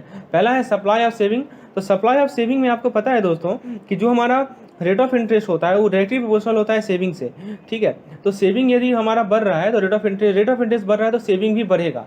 तो पहला स्टेटमेंट कर रहा है कि इन डिक्रीजेज भी देखिए, ये तो गलत है ना। ये सप्लाई ऑफ सेविंग जो है यदि इंटरेस्ट रेट बढ़ेगा तो सप्लाई ऑफ सेविंग भी क्या होगा दोस्तों, बढ़ेगा, ये तो गलत है। दूसरा कह रहा है कि डिमांड फॉर सेविंग यानी इन्वेस्टमेंट। तो इन्वेस्टमेंट और इंटरेस्ट रेट में क्या रिलेशन है दोस्तों, आपको पता है ना, इन्वर्सली प्रोपोर्शनल का रिलेशनशिप है। यानी कि यदि इन्वेस्टमेंट ज़्यादा होगा, ठीक है, यदि आप समझिए इन्वेस्टमेंट यदि ज़्यादा होगा, यदि रेट ऑफ इंटरेस्ट ज़्यादा होगा तो इन्वेस्टमेंट कम होगा। तो यहाँ ये भी गलत है, ठीक है, क्योंकि ये इन्वर्सली प्रोपोर्शनल का रिलेशनशिप है। यदि आपका इंटरेस्ट रेट बढ़ रहा है तो सेविंग का इन्वेस्टमेंट आपका घटेगा। तीसरा कह रहा है कि equilibrium interest rate will be different for different level of income, ये सही है दोस्तों। देखिए ये जो टर्म है लेवल ऑफ इनकम, ये काफ़ी इंपॉर्टेंट टर्म है। यदि लेवल ऑफ इनकम अलग अलग होगा तो इक्विलिब्रियम इंटरेस्ट रेट भी क्या होगा, अलग अलग होगा, ठीक है। यानी कि जो इक्विलिब्रियम इंटरेस्ट रेट है वो किस पे डिपेंड करता है, लेवल ऑफ इनकम पे डिपेंड करता है, ये एक डिसाइडिंग फैक्टर है, ठीक है, लेवल ऑफ इनकम। तो for different level of income equilibrium interest rate will be different. हम लोग ये एज्यूम करके चलते हैं कि हमारा लेवल ऑफ इनकम क्या है, कांस्टेंट है, जब हम एक कर्व को ड्रॉ करते हैं दोस्तों। तो आप देख सकते हो कि ऑप्शन सी जो है, ऑप्शन सी आपका क्या है, ऑप्शन सी आपका सही है, equilibrium interest rate will be different for different level of income, ठीक है। तो ये इनकरेक्ट नहीं है। आपसे पूछा क्या गया है, कौन सा स्टेटमेंट इनकरेक्ट है, तो ए और बी इनकरेक्ट है। So option 1 will be the correct answer, ठीक है। चलिए आगे देखते हैं। नेक्स्ट क्वेश्चन है pick out the odd one. अब दोस्तों आपसे ऑड वन को पिक करने का रहा है, आपके सामने 4 ऑप्शन दिया गया, रेंट, इंटरेस्ट, वेजेस और मनी। तो फ्रेंड्स ये बहुत इंपॉर्टेंट कंसेप्ट है, इसे आप क्लियर कीजिए। देखिए ऐसा है कि जो हमारा इंटरेस्ट होता है ना दोस्तों, जो हमारा इंटरेस्ट होता है वो एक तरह का इनकम है। So interest is a type of income, interest जो है वो एक इनकम का टाइप है, ओके। तो एक तो टाइप हो गया हमारा इनकम, ठीक है, इंटरेस्ट का टाइप हो गया इनकम। तो इसके अलावा और इनकम के अंदर क्या क्या आता है, इनकम के अंदर और भी कंपोनेंट्स आते हैं, जैसे कि आप ले लोगे रेंट, उसके बाद आप ले लोगे वेजेज, ठीक है, उसके बाद आप ले लोगे प्रॉफिट। तो ये सभी एक्स्ट्रा कंपोनेंट्स हैं जो कि इनकम के ही अंदर आते हैं। और एक कंपोनेंट है इंटरेस्ट भी, ठीक है। तो इंटरेस्ट, रेंट, वेजेज और profit, so these 4 are important components of income, okay। so now see the option, pick out the odd one। तो बताइए दोस्तों, रेंट जो है वो तो हमारा इनकम का पार्ट है, इंटरेस्ट जो है वो हमारा इनकम का पार्ट है, वेजेज जो है इनकम का पार्ट है, लेकिन मनी इनकम का पार्ट नहीं है। तो ऑड वन आपका क्या हो जाएगा, मनी हो जाएगा। समझ में आया, ऑड वन क्यों मनी है। चलिए आगे देखते हैं। नेक्स्ट क्वेश्चन है Keynes liquidity preference theory indicates that demand for money is purely a function of income and interest rate and have no effect on demand for money. Is purely a function of interest rate and income and no effect on demand of money. Is both a function of income and interest rate, and D is both a function of government spending and income. तो दोस्तों आपसे ये पूछा गया है कि Keynes theory में demand of money जो होता है वो किसका फंक्शन होता है। बहुत अच्छा क्वेश्चन है दोस्तों। देखिए जहाँ तक हम लोगों ने कीन्स थ्योरी को समझा है तो कीन्स थ्योरी में डिमांड ऑफ मनी में ट्रांजैक्शन मोटिव होता है, प्रिकॉशनरी मोटिव होता है और एक हमारा स्पेकुलेटिव मोटिव होता है, ठीक है। तो दोस्तों डिमांड ऑफ मनी जो है किसका फंक्शन है ये आपसे पूछा गया है। आपको पता है दोस्तों कि जब हम लोग ट्रांजैक्शन मोटिव पढ़ रहे होते हैं तो जो हमारा डिमांड ऑफ मनी है उसमें मैंने बताया था कि वो जो है इनकम पे डिपेंड करता है। मैंने आपको ये ग्राफ बताया था, याद होगा आपको। ट्रांजैक्शन मोटिव में मैंने बताया था ना कि ये यदि हम यहाँ पे इनकम को लिखाएं वाई एक्सिस पे और यहाँ पे हम यदि डिमांड को दिखाएं तो ये डायरेक्टली प्रोपोर्शनल होगा, यदि डिमांड ज़्यादा होगा तो इनकम भी ज़्यादा होगा, ऐसे समझिए। उसके बाद मैंने आपको ये भी बताया था कि एक तो ये फैक्टर निकला आपका इनकम, उसके बाद मैंने बताया था कि रेट ऑफ इंटरेस्ट। तो रेट ऑफ इंटरेस्ट पे जो है डिपेंड नहीं करता था ट्रांजैक्शन इंटरेस्ट में, लेकिन जब स्पेकुलेटिव वाला पार्ट को पढ़े होगे तो स्पेकुलेटिव में आपने देखा होगा कि वहाँ पे ये ऐसा कर्व बनता है ना, ठीक है। तो आप यदि कंबाइन करो तो आप देख सकते हो कि इनकम भी डिमांड ऑफ मनी को अफेक्ट करता है और रेट ऑफ इंटरेस्ट भी डिमांड ऑफ मनी को अफेक्ट करता है, ठीक है। तो दोनों का दोनों फैक्टर हमारा क्या है, डिमांड ऑफ मनी को अफेक्ट करता है। तो ये कहना कि प्योरली इनकम का फंक्शन है और इंटरेस्ट रेट का कोई इफेक्ट नहीं, ये तो गलत है। बी कह रहा है कि purely a function of interest income, ये भी गलत है। सी कह रहा है कि हाँ ये सही है, इनकम का भी फंक्शन है और इंटरेस्ट रेट का भी फंक्शन है, डिमांड ऑफ मनी दोनों पे डिपेंड करता है। ट्रांजैक्शन मोटिव वाले केस में इनकम का फंक्शन है, और यदि हमारा स्पेकुलेटिव मोटिव है तो उसमें रेट ऑफ इंटरेस्ट का फंक्शन है। कौन? Demand of money. ये चीज़ मैंने अच्छे से एक्सप्लेन किया था अपनी पिछली वीडियो में, आप यदि नहीं देखें तो वहाँ पे जाके उसे जरूर देखें। So option C will be the correct answer. तो आप देख सकते हैं कि कंसेप्चुअल क्लैरिटी कितनी रिक्वायरमेंट है। So you can see the importance of conceptual clarity so that you can answer this question very easily. Okay, so first of all your theory portions would be clear, and then only you can answer this type of MCQs. So those aspirants who have not seen my earlier video, I would request them to please see the description. I have given the link of previous video. Please watch them and then solve this MCQ session. Okay, then you will enjoy this particular session. Okay, so now let's continue to our next question. So the correct answer to this question is option number C. So let's continue to the next question. So now the question is question number 7. Keynes liquidity preference theory of interest rate suggests that the interest rate is determined by, फिर से देखिए क्या कह रहा है कि Keynes liquidity preference rate theory में interest rate को किस बेसिस पे डिसाइड करते हो आप? पहला है aggregate supply and aggregate demand, दूसरा है supply and demand for loanable fund, तीसरा है the supply and demand for money, और चौथा है दोस्तों the supply and demand for labour. अब बताओ दोस्तों, ये कीन्स थ्योरी में आप इंटरेस्ट रेट को कैसे डिसाइड करते हो, किस बेसिस पे डिसाइड करते हो? तो आपके सामने 4 ऑप्शन दिए गए हैं, इनमें से एक ऑप्शन सही है। कौन सा सही है ये आपको बताना है। आइए दोस्तों देखते हैं इस क्वेश्चन का करेक्ट आंसर। तो कीन्स थ्योरी में जो है इसका करेक्ट आंसर है दोस्तों supply and demand for money. ठीक है, supply of money and demand for money. तो उस बेसिस पे हम लोग इंटरेस्ट रेट को डिसाइड करते हैं, क्योंकि आपको पता है दोस्तों कि जब आप ये कर्व ड्रॉ करते हो, ये कर्व आपको याद है ना, ये कर्व आपको याद है कीन्स थ्योरी का जो कर्व आता है, ठीक है, जैसे हम लोग LM कर्व कहते हैं, LP कर्व होते हैं, लिक्विडिटी प्रेफरेंस कर्व करते हैं, कि उसी बेस पे रेट ऑफ इंटरेस्ट डिसाइड करते हैं ना। तो देखिए यहाँ पे हम लोग ROI दिखाते हैं, है ना, और यहाँ पे हम लोग demand of quantity of money दिखाते हैं, ऐसा ही होता है। और हम लोग जब एक इसमें 2 कर्व ड्रॉ करते हैं, एक तो मनी सप्लाई का कर्व होता है जो कि हॉरिजॉन्टल होता है, वर्टिकल होता है।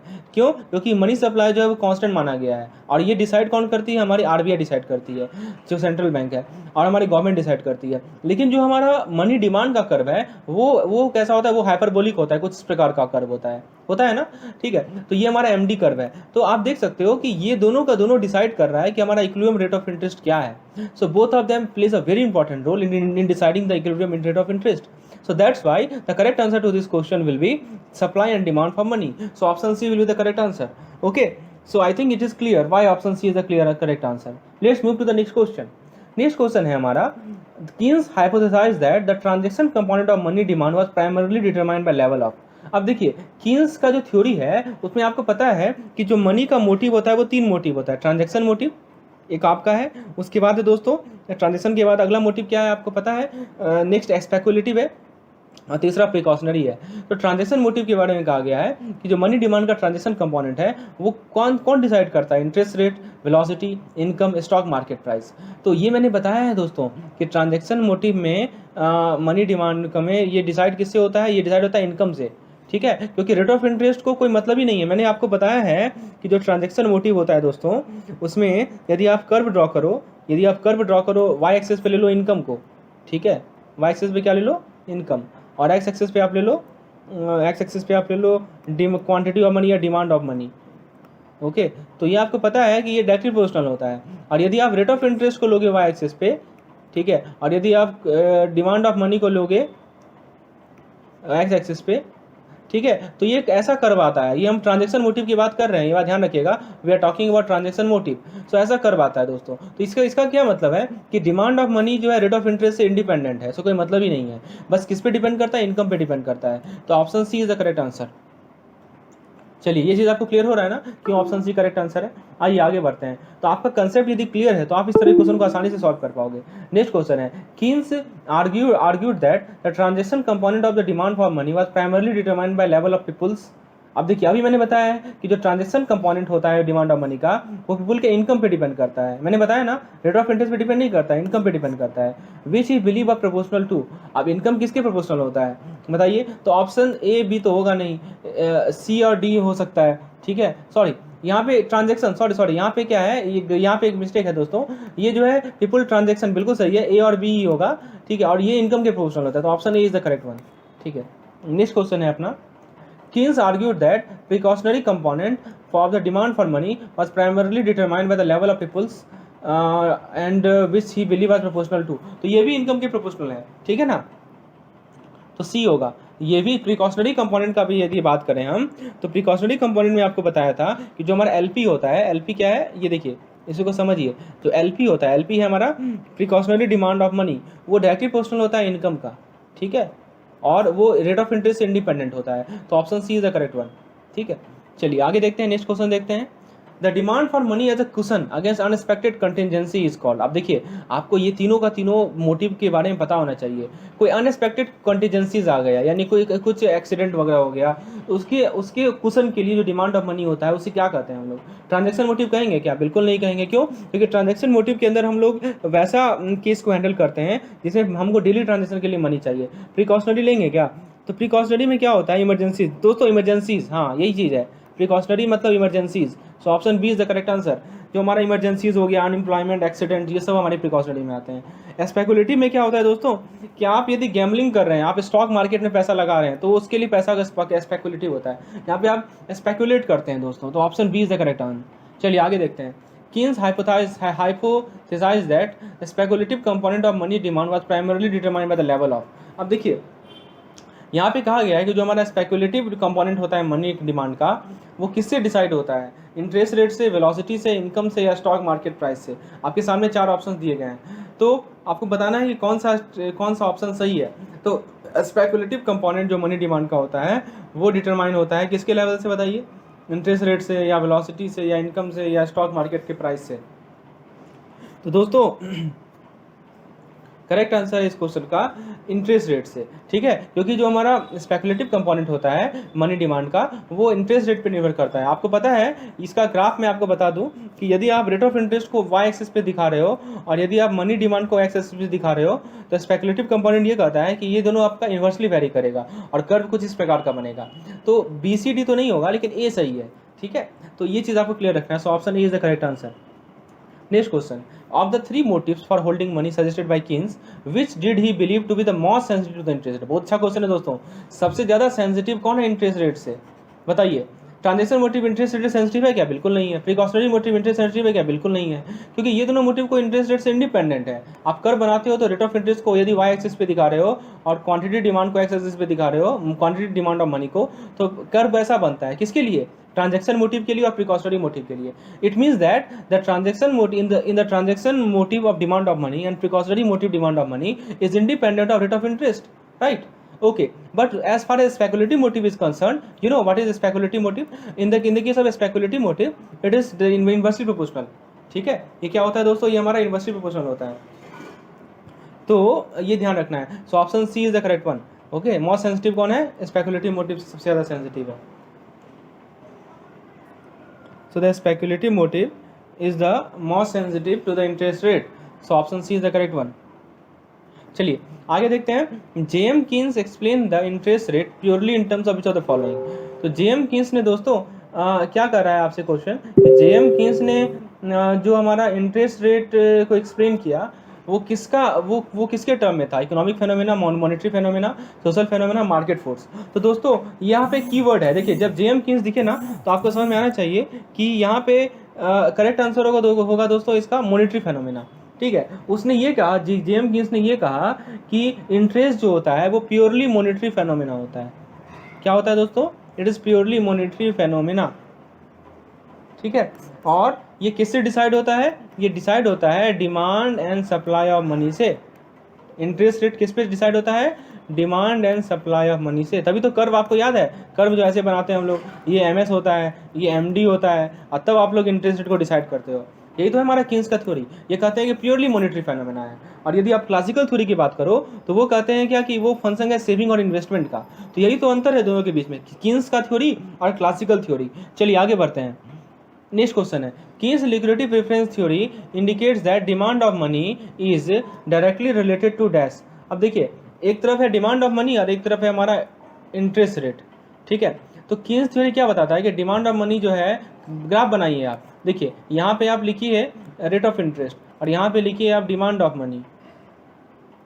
तो कीन्स थ्योरी में जो ग्राफ बनता है वो कैसा बनता है? ऐसा बनता है ना, इन्वर्सली प्रोपोर्शनल का ग्राफ बनता है ना, ठीक है। तो यहाँ से क्या पता चल रहा है कि दोनों में इन्वर्सली प्रोपोर्शनल का रिलेशनशिप है।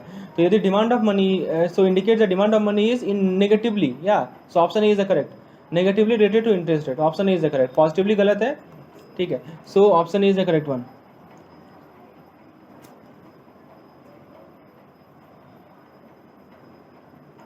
दोस्तों यहाँ पे इसका करेक्ट आंसर है नेगेटिवली रिलेटेड टू वेल्थ, ये गलत है दोस्तों, ऑप्शन ही करेक्ट होगा।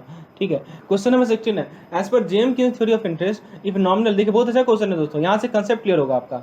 As per JM Keynes theory of rate of interest if the nominal interest rate is higher in the two asset economy. ये टू एसेट इकोनॉमी क्या है ना, आपको पता है ना, एक टू एसेट इकोनॉमी आएगा आपका कैश इन हैंड, जिसको आप लोग मनी बोलते हो, और एक आएगा आपका बॉन्ड्स। ठीक है ना, ये से हम लोग होते हैं टू एसेट इकोनॉमी, यानी दो ही एसेट है, या तो लोग पैसा कैश के फॉर्म में रखेंगे या तो बॉन्ड के फॉर्म में इन्वेस्ट करेंगे। तो क्या कह रहा है कि JM Keynes theory of interest में यदि nominal rate of interest higher है, यानी ROI जो है अपना क्या है, हायर है। ठीक है, तो पीपल जो है, लोग जो है क्या होल्ड करना अच्छा पसंद करेंगे।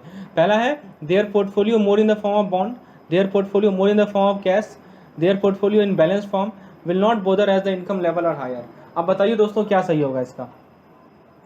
तो दोस्तों यहाँ पे कह रहा है कि नॉमिनल इंटरेस्ट रेट यदि हायर है टू एसेट इकोनॉमी में, तो लोग किस फॉर्म में अपना इसकी किस फॉर्म में होल्ड करना सही उचित समझेंगे।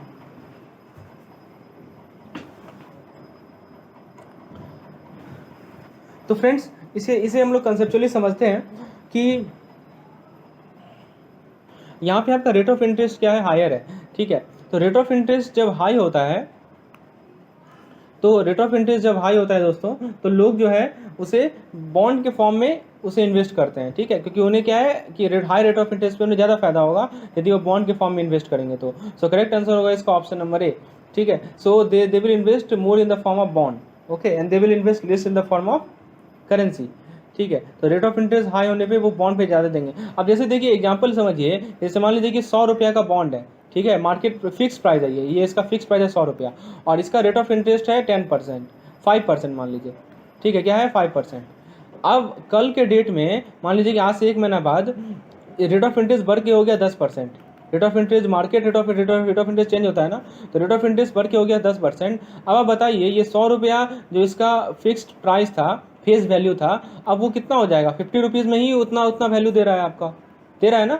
ठीक है, तो लोग क्या चाहेंगे कि वो कब हाई रेट ऑफ इंटरेस्ट पे वो बॉन्ड में इन्वेस्ट करें, क्योंकि उन्हें क्या होता है, यहाँ पे एडवांटेज मिलती है। ठीक है, चलिए, so option A is the correct one. Next question है, the rate of interest determined by liquidity preference of demand for money and supply as per. अब देखिए क्या कर रहा है कि रेट ऑफ इंटरेस्ट जो हम लोग डिटरमाइन करते हैं, लिक्विडिटी प्रेफरेंस या demand of money and supply of money, ये किसके अकॉर्डिंग है, क्लासिकल थ्योरी, जेम Keynes theory, modern theory, Hicks and Hansen theory. तो बताइए ये किसके अकॉर्डिंग है। तो rate of interest, liquidity preference और demand of money and supply of money, तो ये है अपना जेम किन्स ने ही तो कहा था कि डिमांड ऑफ मनी और सप्लाई ऑफ मनी की बेसिस पे हम लोग रेट ऑफ इंटरेस्ट को डिसाइड करते हैं। ठीक है, सो ऑप्शन ए नहीं होगा, सी नहीं होगा, डी नहीं होगा, B is the correct one. Okay, next question, as per JM Keynes theory of interest if the nominal income is higher in two asset economy. अब देखिए बहुत बढ़िया क्वेश्चन है, यदि इनकम हायर है, ठीक है, इन अ टू एसेट इकोनॉमी, तो लोग क्या होल्ड करना चाहेंगे, बॉन्ड के फॉर्म में, कैश के फॉर्म में। ठीक है, तो कैश के फॉर्म में होल्ड करेंगे या आपका बैलेंस फॉर्म में होल्ड करेंगे, या विल नॉट बोदर। ठीक है, अब देखिए दोस्तों यहाँ पे बात हो रही है इनकम की, तो जहाँ तक बात है इनकम की, तो बताइए इनकम जो है आपका वो ट्रांजैक्शन मोटिव के लिए होता है, और मैंने आपको बताया है दोस्तों कि जो इनकम होता है वो हमारा क्वांटिटी डिमांड ऑफ मनी से डायरेक्टली प्रोपोर्शनल होता है। यदि इनकम ज़्यादा होगा तो क्वांटिटी डिमांड ऑफ मनी भी क्या होगा, हमारा ज़्यादा होगा। ठीक है, तो क्वांटिटी डिमांड ऑफ मनी ज़्यादा होगा तो वो क्या है कि वो, हाँ, will learn to hold in the portfolio balance. ठीक है, तो यहाँ पे क्या है कि इसका करेक्ट आंसर होगा दोस्तों ऑप्शन नंबर बी, वो ज़्यादा से ज़्यादा क्या है, कैश के फॉर्म में होल्ड करेंगे। ठीक है, नॉमिनल इनकम यदि हायर है तो they will demand more in the form of cash, that is the bank deposit. ठीक है, तो ये आपको ध्यान रखना है, क्योंकि इस केस में हमारा ट्रांजैक्शन मोटिव बढ़ जाएगा ना, क्योंकि ट्रांजैक्शन मोटिव ही तो होता है, और ट्रांजैक्शन मोटिव में कैश आता है हमारा। So option B is the correct one. लेकिन जब हम रेट ऑफ इंटरेस्ट की हायर की बात करते हैं तो वहाँ पे स्पेकुलेटिव मोटिव आ जाता है, और स्पेकुलेटिव मोटिव में हमारा क्या होता है, बॉन्ड्स आ जाते हैं दोस्तों। ठीक है, चलिए आगे देखते हैं नेक्स्ट क्वेश्चन। क्वेश्चन नंबर 19 है, Keynes argued that when the rate of interest was lower. हाँ, ये बहुत बढ़िया क्वेश्चन है दोस्तों। क्या कह रहा है, कीन्स ने क्या आर्ग्यू किया, जब रेट ऑफ इंटरेस्ट जो इंटरेस्ट रेट जो है कोई नॉर्मल वैल्यू से लो है, तो पीपल क्या एक्सपेक्ट करेंगे बॉन्ड प्राइस को, और क्वांटिटी ऑफ मनी डिमांड पे क्या इफेक्ट पड़ेगा। बढ़िया क्वेश्चन है दोस्तों। अब आपको ये कर्व का यूज़ करना पड़ेगा। इस क्वेश्चन को सॉल्व करने के लिए आप जो ये हम लोग जो इक्विलिब्रियम का जो कर्व ड्रॉ करते हैं उसे ड्रॉ कीजिए। इसे आप समझ जाइएगा। देखिए ये हमारा MS है, ठीक है, ये हमारा क्या MD है, ठीक है, एक रेट ऑफ इंटरेस्ट और ये हमारा रेट ऑफ इंटरेस्ट है, और यहाँ पे क्वांटिटी डिमांड का कर्व है। एक रेट ऑफ इंटरेस्ट आप R मान लो, ठीक है, एक रेट ऑफ इंटरेस्ट आप यहाँ ले लो R1, और एक रेट ऑफ इंटरेस्ट आप यहाँ ले लो R2। ये 3 रेट ऑफ इंटरेस्ट आपने लिया, और इस चीज़ को मैंने अपने वीडियो लेसन में भी समझाया है दोस्तों। अब देखिए R1 जो है R से ज़्यादा है कि नहीं, ज़्यादा है, ठीक है, तो यहाँ पे आपका क्या है, एक्सेस मनी सप्लाई है, यहाँ पे एक्सेस मनी सप्लाई है। तो यदि रेट ऑफ इंटरेस्ट बढ़ेगा तो बॉन्ड का परचेजिंग होगा। यहाँ पे क्या परचेजिंग होगा, बॉन्ड का परचेजिंग होगा, ठीक है। तो लोग क्या करेंगे, कैश को बॉन्ड में बदलेंगे। यदि मान लीजिए कि आप इस जोन में हो, R2 वाले रीजन में हो, तो R2 वाले में क्या है कि रेट ऑफ इंटरेस्ट जो है वो बॉन्ड के परचेज को डिक्रीज करेगा। तो लोग बॉन्ड को किसमें बदलेंगे, कैश में बदलेंगे, ठीक है। तो ये ध्यान रखना है, ये रीजन को, ये बॉन्ड का रीजन है, ये कैश का रीजन है। आप क्वेश्चन को पढ़िए, इंटरेस्ट रेट जो है वो लो है as compare to normal value. Normal value है अपना R, उससे लो है, यानी R2 वाला केस का डिस्कशन हो रहा है। तो लोग क्या एक्सपेक्ट करेंगे, would expect bond prices to. अब बताइए दोस्तों कि यदि रेट ऑफ इंटरेस्ट घट रहा है तो रेट ऑफ इंटरेस्ट घटेगा तो बॉन्ड प्राइस बढ़ेगा ना, क्योंकि आपको पता है ना कि जो बॉन्ड प्राइस होता है और जो रेट ऑफ इंटरेस्ट होता है वो एक दूसरे से इन्वर्सली प्रोपोर्शनल होता है। ये याद रखिएगा इस चीज़ को, rate of interest and bond price are inversely proportional. तो आप देख सकते हो कि बॉन्ड इंटरेस्ट रेट कम हो रहा है तो बॉन्ड प्राइस अपना क्या होगा, बढ़ेगा। तो बढ़ेगा तो C और D तो होगा नहीं, A और B होगा। अब दूसरा पे आ जाइए, आपको पता है बॉन्ड प्राइस बढ़ रहा है, क्वांटिटी ऑफ मनी डिमांड क्या होगा दोस्तों। अब क्वांटिटी ऑफ मनी डिमांड क्या होगा तो अब वो आपको बताना है, ठीक है। तो दोस्तों इट विल इंक्रीज। आइए आगे देखते हैं। As per JM Keynes theory of interest, if the nominal interest rate is higher in two asset economy. अब देखिए यहाँ इंटरेस्ट रेट हायर है, एक पूछेगा कि इनकम हायर, समझिए बात को, एक पूछेगा इनकम हायर, एक पूछेगा इंटरेस्ट रेट हायर। जब इनकम हायर होता है तो लोग कैश के फॉर्म में रखते हैं पैसा, ठीक है, और जब इंटरेस्ट रेट हायर होता है यानी स्पेकुलेटिव होता है तो वो बॉन्ड के फॉर्म में रखते हैं। ये ध्यान रखना है, ठीक है। तो option A will be the correct answer. इसी को हम लोगों ने ऑलरेडी डिस्कस किया है। नेक्स्ट क्वेश्चन देखते हैं। कीन्स आर्ग्यूड दैट, कीन्स ने क्या आर्ग्यू किया था कि जब इंटरेस्ट रेट हाई होता है related to some normal value, so people would expect bond price to.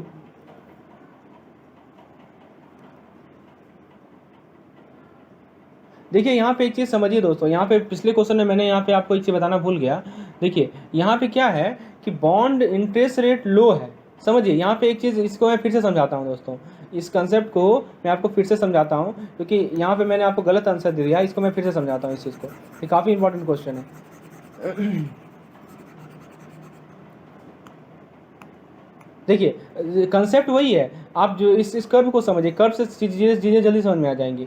तो ये हमारा मनी सप्लाई है, ये हमारा मनी डिमांड का कर्व है, ठीक है। अब ये हमारा रेट ऑफ इंटरेस्ट है R, जो कि इक्विलिब्रियम रेट ऑफ इंटरेस्ट है। ये रेट ऑफ इंटरेस्ट है R1 और ये रेट ऑफ इंटरेस्ट है हमारा R2, ठीक है। क्या कर रहा है कि इंटरेस्ट रेट जो अभी है वो लो है as compare to some normal value, यानी कि R1 है, मान लीजिए कि R1 है, ठीक है। तो R1 वाले रीजन में हो आप, तो R1 वाले रीजन में आपका क्या ज़्यादा है, मनी डिमांड जो है, मनी डिमांड क्या है, वो ज़्यादा है, मनी सप्लाई क्या है, कम है।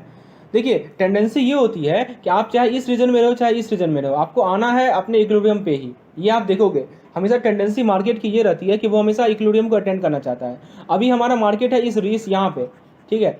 अब वो इक्विलिब्रियम पे कैसे पहुंचेगा, आप बताइए। इक्विलिब्रियम पे यदि पहुंचना है तो इंटरेस्ट रेट को क्या होना होगा, तो रेट ऑफ इंटरेस्ट को बढ़ना पड़ेगा ना, उसे R1 से R पे जाना पड़ेगा। So rate of interest will increase, और मनी डिमांड जो हमारा ज़्यादा है यहाँ पे वो घटेगा क्योंकि मनी सप्लाई कम है। सो मनी डिमांड विल डिक्रीज। सो आप देखो यदि इस सिचुएशन में जब इंटरेस्ट रेट हमारा लो है as compare to normal value, तो क्वांटिटी ऑफ मनी डिमांड क्या होगा, क्वांटिटी ऑफ मनी डिमांड जो है वो घटेगा, और रेट ऑफ इंटरेस्ट चूंकि बढ़ रहा है, बढ़ेगा, तो हमारा बॉन्ड प्राइस क्या होगा, बॉन्ड का प्राइस क्या होगा, घटेगा, क्योंकि ये दोनों आपस में इन्वर्सली प्रोपोर्शनल होता है। ऐसे समझिए दोस्तों, मैं फिर से रिपीट कर रहा हूँ, आप क्वेश्चन को पढ़िए। इंटरेस्ट रेट लो है सम नॉर्मल वैल्यू, जब मैं नॉर्मल वैल्यू की बात कर रहा हूँ तो मैं R कर रहा हूँ, जब मैं इंटरेस्ट रेट लो की बात कर रहा हूँ तो R1 कर रहा हूँ। टेंडेंसी कर्व का क्या है कि वो हमेशा इक्विलिब्रियम की तरफ भागेगा, तो इक्विलिब्रियम की तरफ यदि भागना है तो रेट ऑफ इंटरेस्ट हमारा बढ़ेगा, और रेट ऑफ इंटरेस्ट और बॉन्ड प्राइस हमेशा इन्वर्सली रिलेटेड होते हैं, तो बॉन्ड प्राइस हमारा घटेगा। So bond price will decrease. So option ए और बी गलत, ठीक है। आप C और D को देखते हैं, दोनों डिक्रीज है। लेकिन मनी डिमांड पे क्या हो रहा है दोस्तों, मनी डिमांड आप देखो तो एक्सेस है ना, तो मनी डिमांड हमारा एक्सेस है तो वो घटेगा ना, तब तो वो इक्विलिब्रियम पे पहुंचेगा। सो मनी डिमांड विल डिक्रीज, ठीक है। ओके, सो नेक्स्ट क्वेश्चन देखते हैं दोस्तों हम लोग आगे। अब देखिए यहाँ पे क्या है, इंटरेस्ट रेट हाई है, यहाँ पे क्या कर रहा है, इंटरेस्ट रेट हाई है as compare to some normal value. तो फिर से वही कर्व आप ड्रॉ करो ऐसे, ठीक है। इंटरेस्ट रेट यदि हाई, ये आर ले लो, ये R1 ले लो और ये R2 ले लो, तो आप किस जोन में होगे, आप इस वाले जोन में होगे, ठीक है। इंटरेस्ट रेट यदि हायर है तो टेंडेंसी होगी कि इंटरेस्ट रेट को घटाएं, रेट ऑफ इंटरेस्ट क्या होगा, घटेगा, तो बॉन्ड प्राइस क्या होगा, बॉन्ड प्राइस जो है वो बढ़ेगा, ठीक है। सो ऑप्शन ए या बी में से एक सही होगा, ठीक है दोस्तों।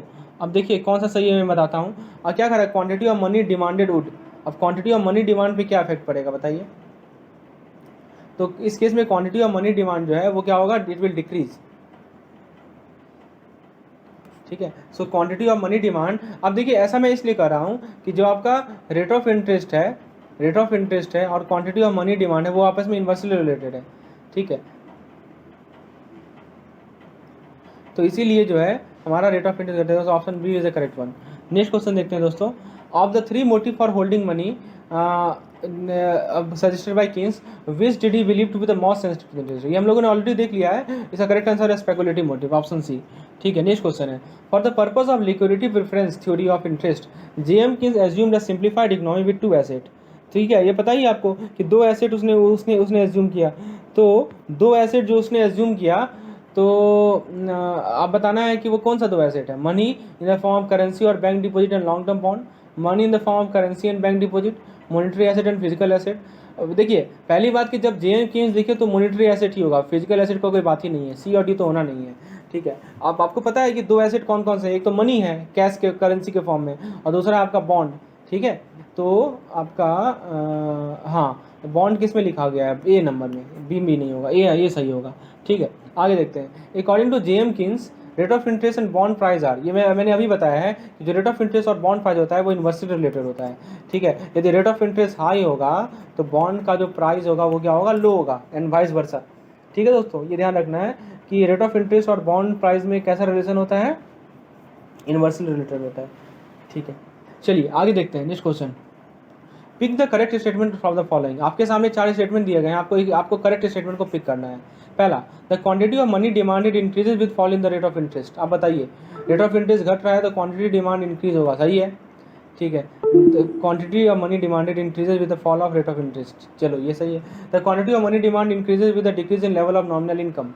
आप बताइए दोस्तों, ये क्या सही है क्या, जो हमारा नॉमिनल इनकम होता है, नॉमिनल इनकम का जो लेवल है, ठीक है, वो यदि आप देखिए, आपको यहाँ पे शिफ्टिंग वाला कर्व याद करना पड़ेगा। ये हमारा मनी डिमांड का LP1 है, ठीक है, और ये हमारा LP2 है, ये मैंने समझाया है दोस्तों। जब आप ऐसे मूव कर रहे होते हो तो आपका मनी डिमांड बढ़ रहा होता है, ठीक है। तो हमारा देखिए इसी को समझिए कि हमारा इनकम यदि बढ़ेगा तो मनी डिमांड का जो लेवल है वो भी बढ़ेगा, ठीक है दोस्तों। ये आपको कर्व मैंने समझाया था ना, LP1 और LP2 करके। तो ये मनी डिमांड अगर शिफ्ट अपवर्ड होगा तो ये गलत है, डायरेक्टली प्रोपोर्शनल होता है, ठीक है, बी गलत है। सी कह रहा है कि increase in money supply lead to rise in the rate of interest. अब देखिए बहुत बढ़िया क्वेश्चन है, यदि मनी सप्लाई इंक्रीज होगा, आप मनी सप्लाई का 2 कर्व बना लो, ये MS1 ले लो और ये MS2 ले लो, सब कुछ आप क्लियर कर सकते हो। और चूंकि मनी सप्लाई इंक्रीज हो रहा है, मनी डिमांड पे कोई फर्क तो पड़ेगा नहीं। तो बताओ रेट ऑफ इंटरेस्ट अभी कितना है, ये R1 है, अब कितना हो गया, ये R2 हो गया, कौन बढ़ा है, R1 बढ़ा है, यानी रेट ऑफ इंटरेस्ट तो घट गया ना हमारा, और यहाँ कर रहा है राइज, तो ये भी गलत है। तो आप ग्राफ को जितना स्ट्रॉन्ग कर सकते हो करो, क्योंकि ग्राफ से ही आप सभी ऑप्शन को आंसर दे सकते हो, और ऐसे आप कंसेप्चुअली आप रटते रह जाओगे, कोई फायदा नहीं है। लास्ट क्वेश्चन, लास्ट ऑप्शन है, demand of money is directly related to rate of interest. अब बताइए, ये तो गलत है ना, ठीक है। रेट ऑफ इंटरेस्ट और डिमांड में कैसा रिलेशन, इन्वर्स का रिलेशन है, तो D is also wrong, so option A is the correct one, okay. तो कंसेप्ट ऐसे क्लियर होगा आपका। नेक्स्ट क्वेश्चन है, पिक द इनकरेक्ट स्टेटमेंट। आपको इनकरेक्ट स्टेटमेंट को पिक करना है। पहला option, the supply of money at A given time is fixed by the monetary authority of the country. क्या बताइए, सही है कि गलत, तो ये सही है, ठीक है, कि जो हमारा सप्लाई ऑफ मनी है ये कौन फिक्स करता है, ये हमारी मॉनेटरी अथॉरिटी तो फिक्स करती है, और मॉनेटरी अथॉरिटी हमारी फिक्स करती है, तो option is the correct one. The rate of interest is determined by the demand for money and supply of money, ये केन्स थ्योरी यही तो कहता है, ये भी सही है। Money demand curve at A given level of income is downward sloping, बिल्कुल सही है, ठीक है, ये भी सही है। दी कह रहा है increase in level of money leads to downward shifting of the curve of money supply. अब ये देखिए गलत है, आपको मान लीजिए कि एक कर्व हमने LP1 बनाया और दूसरा कर्व हम यदि LP2 बना रहे हैं, तो यदि हमारा मनी का लेवल बढ़ रहा है, ठीक है, तो अपवर्ड शिफ्टिंग होता है, डाउनवर्ड शिफ्टिंग नहीं होता है, ठीक है। So increase in level of money तो लेवल ऑफ मनी बढ़ने से कैसा शिफ्टिंग होता है दोस्तों, अपवर्ड शिफ्टिंग होता है कर्व डिमांड ऑफ मनी में। सो ये ध्यान रखना है। So option D is the wrong one. Okay, so option D is the wrong one. आगे देखते हैं। When supply and demand of money are express in the graph with the interest rate on the vertical axis and quantity of money on the horizontal axis, increase in price level will। अब देखिए बढ़िया question है ये। क्या कर रहा है कि आप एक ग्राफ प्लॉट करो, ठीक है, एक ग्राफ प्लॉट कर लिए और उसमें क्या है कि सप्लाई और डिमांड और मनी का जो सप्लाई और मनी का डिमांड है उसको ROI को ले लो, इंटरेस्ट रेट को ले लो वाई एक्सिस पे, ठीक है, और सप्लाई और डिमांड ऑफ मनी को ले लो एक्स एक्सिस पे, फिर and the quantity of money on the horizontal axis. चलिए ठीक है। तो इंक्रीज इन प्राइस लेवल, आप देखिए इंक्रीज इन प्राइस लेवल पे इंक्रीज होने पे क्या इफेक्ट पड़ेगा। पहला है shift money demand to the right and increase the interest rate. None of this, shift money demand to the right and decrease the interest rate. ठीक है, 4 option है आपके सामने। तो ये प्राइस लेवल के इंक्रीज होने से क्या इफेक्ट पड़ेगा ये आपसे पूछा गया है। ठीक है, तो दोस्तों इस क्वेश्चन का करेक्ट आंसर है ऑप्शन नंबर ए। ठीक है, ये क्या करता है कि हमारे मनी डिमांड को क्या करता है, शिफ्ट कर देता है राइट में, और हमारे इंटरेस्ट रेट को क्या करता है, बढ़ा देता है। ठीक है दोस्तों, तो प्राइस लेवल का यही इफेक्ट होता है कि प्राइस लेवल बढ़ने से हमारा मनी डिमांड कर्व राइट में शिफ्ट होता है और हमारा इंटरेस्ट रेट क्या हो जाता है, बढ़ जाता है। आइए नेक्स्ट क्वेश्चन देखते हैं। Which of the following statement are correct. Upward movement in money demand curve as nominal income increases. अब नॉमिनल इनकम यदि बढ़ेगा तो अपवर्ड मूवमेंट होगा, ये भी सही है। LP1 बना लो, LP2 बना लो, तो जैसे जैसे आप इनकम बढ़ाओगे तो आपका कर्व अपवर्ड शिफ्ट होता है, ये सही है। Money demand curve will shift downward if rate of interest increases. अब देखिए ये बताइए, रेट ऑफ इंटरेस्ट पहला था नॉमिनल इनकम, अब रेट ऑफ इंटरेस्ट यदि बढ़ेगा तो money demand rate of interest यदि बढ़ेगा, ठीक है, तो रेट ऑफ इंटरेस्ट यदि बढ़ेगा यानी ऐसे, तो मनी डिमांड क्या डाउनवर्ड शिफ्ट होगा क्या, बिल्कुल गलत है, ये तो गलत है। ठीक है, nominal income and change in bond price are 2 factor effective money demand कर, ये भी सही है। ठीक है, करेक्ट स्टेटमेंट पूछा गया तो A and C होगा। ठीक है, ऑप्शन 2। ठीक है दोस्तों, चलिए कंसेप्ट क्लियर होना चाहिए अपना।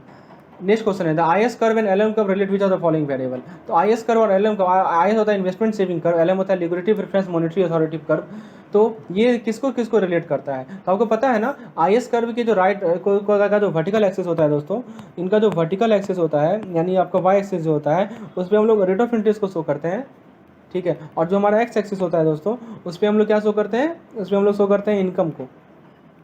ठीक है, सो हमारा ये 2 वेरिएबल है, एक रेट ऑफ इंटरेस्ट और एक इनकम, इन दोनों वेरिएबल को IS कर्व और LM कर्व रिलेट करता है, ये आपको ध्यान रखना है। Okay, so interest rate and income, so interest and income will the correct answer, option C is the correct one. So return option C. Next question है as per Hicks and Hansen the equilibrium rate of interest comes at a point when. तो equilibrium rate of interest कहाँ पे होता है बताइए, तो equilibrium rate of interest वहाँ पे होता है जहाँ पे IS कर्व और LM कर्व इंटरसेक्ट करे। IS कर्व कैसा होता है बताइए, तो IS कर्व जो होता है वो हमारा होता है डाउनवर्ड स्लोपिंग, अपवर्ड स्लोपिंग, ठीक है, और LM कर्व तो डाउनवर्ड स्लोपिंग है। ठीक है, तो कुछ इस प्रकार का कर्व बनता है ना, आपको पता है ना, ऐसा कर्व बनेगा और ये ऐसा कर्व बनेगा। ये हमारा LM कर्व है, ये हमारा IS कर्व है। क्या क्यों बना, ये सब चीज़ हम लोग समझ चुके हैं। तो जिस पॉइंट पे इंटरसेक्ट करेगा वो हमारे इक्विलिब्रियम रेट ऑफ इंटरेस्ट को बताएगा। So option C is the correct one. ठीक है, option C is the correct one.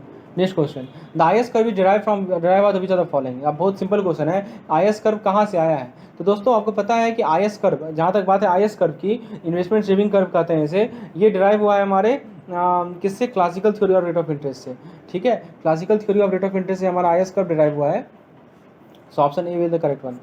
ठीक है, IS curve is derive based on classical theory of rate of interest. Next question 32, LM curve is derive from which of the following theorem. LM curve कहाँ से derive हुआ है, तो LM curve derive हुआ है दोस्तों Keynesian liquidity preference theory of interest या law of diminishing marginal utility, law of equi marginal utility. तो क्लासिकल थ्योरी से तो हमारा IS कर्व डिराइव हुआ है। केनेजियन, तो केनेजियन का जो किन्स का जो लिक्विडिटी LPT था उसी से हमारा LM कर्व डिराइव हुआ है, बिल्कुल सही। ठीक है, सी और डी गलत है, option B is the correct one. Okay, चलिए आगे देखते हैं। If LM curve is shifted downward, देखिए आप LM कर्व का शिफ्टिंग पे बेस्ड क्वेश्चन है, ये मैंने समझाया है आप लोगों को। LM कर्व यदि डाउनवर्ड शिफ्ट हो रहा है, ठीक है, और and then to the right, इसका क्या मतलब है। अब एक बार मैं आपको रिकॉल करा दूं, ठीक है, तो आपका यदि LM कर्व है, समझिए ऐसा LM कर्व होता है ना, ये LM कर्व है आपका, यहाँ रेट ऑफ इंटरेस्ट को दिखा रहे हो और यहाँ पे आप इनकम को दिखा रहे हो। ठीक है, और अपना जो कर्व बनता है वो ऐसा कुछ बनता है LM कर्व ये। ठीक है, आपको क्या कर रहा है कि shifted downward and to the right, मतलब डाउनवर्ड शिफ्ट हो रहा है और ये राइट में शिफ्ट हो रहा है। ठीक है, तो मनी सप्लाई में इंक्रीज होगा डिक्रीज होगा, कोई चेंज नहीं होगा। या मनी सप्लाई कांस्टेंट रहेगा, क्या इफेक्ट पड़ेगा बताइए। अच्छा क्वेश्चन है दोस्तों। तो दोस्तों हमारा जो हमारा एलएम कर्व होता है, एलएम कर्व जो होता है उसमें उस पर यदि डाउनवर्ड शिफ्टिंग होता है, तो दोस्तों डाउनवर्ड शिफ्टिंग हो रहा है तो इसका क्या मतलब हुआ कि हमारा इनकम लेवल फिक्स है, हमारा रेट ऑफ इंटरेस्ट घटा है, ठीक है। तो इस केस में हमारा, और दोस्तों याद रखिएगा जब आप इसके कॉरस्पॉन्डिंग इंटरेस्ट रेट देखिए, जब आप इसे corresponding interest rate, rate of interest versus quantity of money यानी एमडी को ड्रॉ करते हो तो कुछ इस प्रकार का सिचुएशन होगा, ठीक है। आपका मनी सप्लाई जो है पहले एमएस था, इसको मैं आपको ग्राफिकली समझाता हूँ अच्छे तरीके से, ठीक है। इसे यहाँ से मिटा कर मैं इसको अच्छे से समझाता हूँ दोस्तों। इस केस को हम लोगों ने डिस्कस किया है दोस्तों, ठीक है। सबसे पहले आप क्या करो, सबसे पहले आप यहाँ पे रेट ऑफ इंटरेस्ट लिखो और यहाँ पे आप क्वांटिटी डिमांड ऑफ मनी को दिखाओ, ठीक है। तो क्वांटिटी डिमांड ऑफ मनी जो है ग्राफ होता है एमएस और एमडी के बीच में। एमडी हमारा इन्वेस्टेड पोर्शन है, ठीक है। आप मान लो कि मनी सप्लाई बढ़ गया, ये एमएस है और ये हो गया हमारा एमएस डैश, ठीक है। अब इसके कॉरस्पॉन्डिंग आप एलएम कर्व को ड्रॉ करो, यहाँ पे रेट ऑफ इंटरेस्ट ले लो और यहाँ पे आप ले लो क्या, यहाँ पे ले लो आप इनकम को। तो आप क्या करोगे, इस पॉइंट को एक्सटेंड करोगे ना, इस पॉइंट को एक्सटेंड करोगे और एक कॉरस्पॉन्डिंग इनकम के लिए यहाँ पे लोगे पॉइंट को, ठीक है। फिर इसी तरह यहाँ पे आप इसको एक्सटेंड करोगे, एक लाइन यहाँ बनेगा, तो इसको आप ज्वाइन कर दोगे तो LM1 हो गया, ये हो गया LM डैश, ठीक है, ये हो गया LM, ठीक है, ये हो गया हमारा LM और ये हो गया हमारा LM डैश। डैश मतलब कि फाइनल वाला केस। आप देखो ये यहाँ पे आप क्या देख रहे हो, लिक्विडिटी प्रेफरेंस जो कर्व है वो हमारा डाउनवर्ड शिफ्टिंग हो रहा है ना, और राइट में शिफ्टिंग हो रहा है, ठीक है दोस्तों। तो ये चीज़ क्यों हो रहा है, जब हमारा मनी सप्लाई क्या हो रहा है, वो हमारा क्या हो रहा है, मनी सप्लाई बढ़ रहा है, ठीक है। तो हम मनी सप्लाई यदि बढ़ता है तो हमारा एलएम कर्व डाउनवर्ड शिफ्टिंग होता है, राइट में शिफ्टिंग होता है। So option A is the correct one, ठीक है। तो ये आपको चीज़ यदि अच्छे से समझना है तो मैंने अपने मेरे पिछले वीडियो पे चले जाइए, उसको मैंने थ्योरी वाइज समझाया है इस चीज़ों को, और आप देख सकते हैं क्वेश्चन इसी बेस पे पूछा जा रहा है एग्जामिनेशन में। आपका कंसेप्ट क्लैरिटी रखना जरूरी है। नेक्स्ट क्वेश्चन देखते हैं, इन market if the money supply increases and interest rate is down the LM curve. अभी हमने देखा है कि मनी सप्लाई यदि बढ़ेगा तो एलएम कर्व क्या, दो केस होगा कि पहले तो वो डाउनवर्ड शिफ्टिंग होगा और राइट में शिफ्टिंग होगा, ठीक है। तो shift down and to the right, ठीक है, option B. Next question, Hicks and Hansen have brought about a synthesis between. तो इसे हम लोग हिग्स हैंसन सिंथेसिस कहते हैं। तो एक तरफ है हमारा आईएस कर्व, एक तरफ है हमारा एलएम कर्व। आईएस डिराइव हुआ है classical theory of rate of interest से, जो कि सेविंग और इन्वेस्टमेंट के बेसिस पे है, और एलएम डिराइव हुआ है दोस्तों हमारा डिराइव हुआ है केन्स के थ्योरी के बेसिस पे। तो इन दोनों को मिला दिया गया। ये कहता है कि मॉनेटरी फेनोमेना है और ये कहता है कि रियल फेनोमेना है, दोनों को मिला दिया जाए तो हिग्स हैंसन थ्योरी होता है। तो हमारा केन्स थ्योरी होगा और क्लासिकल थ्योरी होगा, ऑप्शन ए।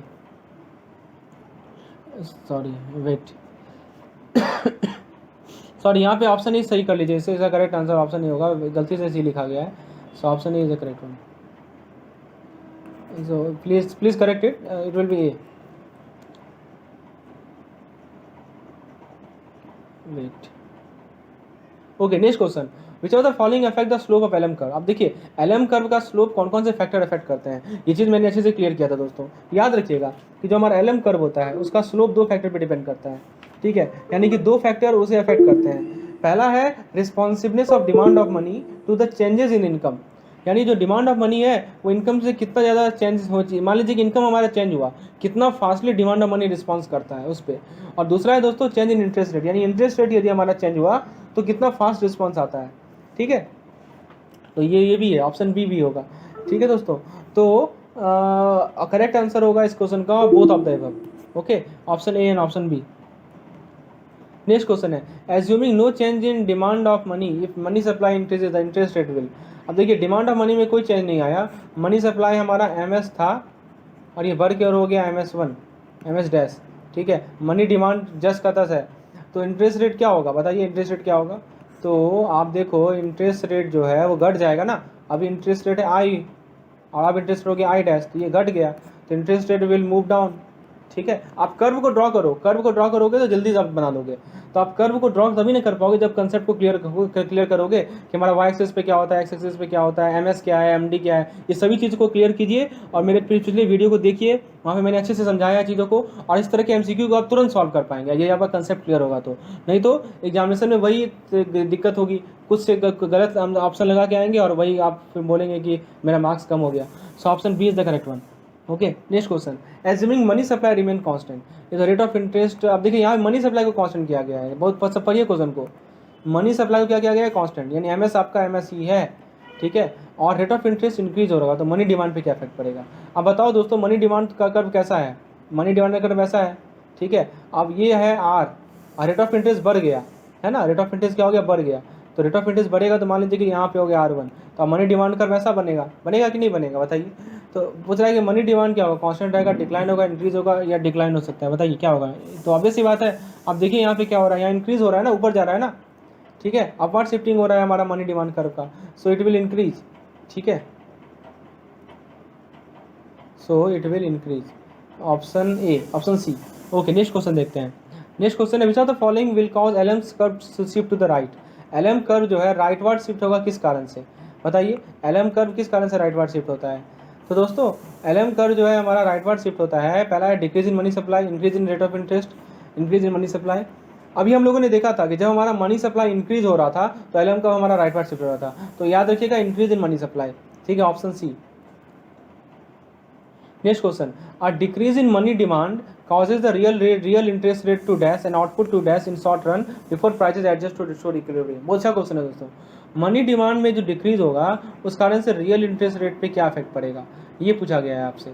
तो आप क्या करो, इसका कर्व ड्रॉ करो, कौन सा कर्व, तो अभी हम लोगों ने जो इक्विलिब्रियम रेट ऑफ इंटरेस्ट निकालने का कर्व देखा था किन्स के द्वारा, तो ये हमारा एमडी है, ये हमारा एमएस है, ठीक है। अब एमडी घट गया, एमडी घट गया तो कर्व ऐसा बन जाएगा एमडी का, एमएस हमारा वही है, तो रियल रेट ऑफ इंटरेस्ट क्या हो गया, अभी देखिए रेट ऑफ इंटरेस्ट आर था, अब रेट ऑफ इंटरेस्ट घट के हो गया आर डैश, तो रेट ऑफ इंटरेस्ट घट गया ना, सो फॉल होगा, फॉल किस में है, ए में या सी में, बी और डी तो होगा नहीं, ठीक है। अब दोस्तों आउटपुट पे क्या इफेक्ट पड़ता है, तो आउटपुट के लिए आप क्या करोगे, यहाँ पे ये आप ड्रॉ करोगे, कौन सा कर्व ड्रॉ करोगे बताइए, यहाँ पे आप आई एस कर्व ड्रॉ करोगे, एल एम कर्व ड्रॉ करोगे, तो ये किन्सियन थ्योरी है ना, तो एल एम कर्व को ड्रॉ करोगे, तो एल एम कर्व को ड्रॉ करोगे, आप कैसे ड्रॉ करोगे बताओ, तो इसको इस पॉइंट को एक्सटेंड करो आप, पहला केस कौन सा है, पहला केस है अपना ये एम डी डैश कर दो या आर डैश कर दो, तो पहला केस है अपना यहाँ पे, ठीक है, ये इनकम है, ये आपका क्या है, रेट ऑफ इंटरेस्ट है, तो एक पॉइंट आपको यहाँ मिलेगा, ठीक है, यहाँ ये इस इनकम की कॉरस्पॉन्डिंग, ठीक है। और दूसरा कर्व जो इसको एक्सटेंड करोगे तो ऐसा बनेगा, तो लिक्विडिटी प्रेफरेंस कर्व तो ऐसा बनेगा ना, ये पहला हो गया LP1 और ये सेकंड वाला हो गया ये शिफ्टिंग वाला LP डैश, ठीक है, चेंज हो गया, तो आउटपुट पे क्या इफेक्ट पड़ रहा है बताइए। तो दोस्तों आउटपुट जो है हमारा, आप देख लो इस कर्व से समझो, देखो E1 था E2 था, तो LM2 हुआ LM1 हुआ, ठीक है। तो आउटपुट जो है अपना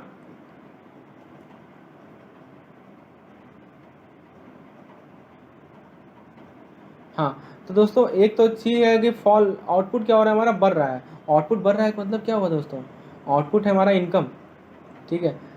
सो आप देख सकते हो कि इसी रेट ऑफ इंटरेस्ट पे इनकम क्या है, ज़्यादा हो जाएगा, so output will rise, option C is the correct one, ठीक है। इस कर्व से आप इसी को क्लियर कर सकते हो, our output will increase, so this is our output, this is our real income, okay.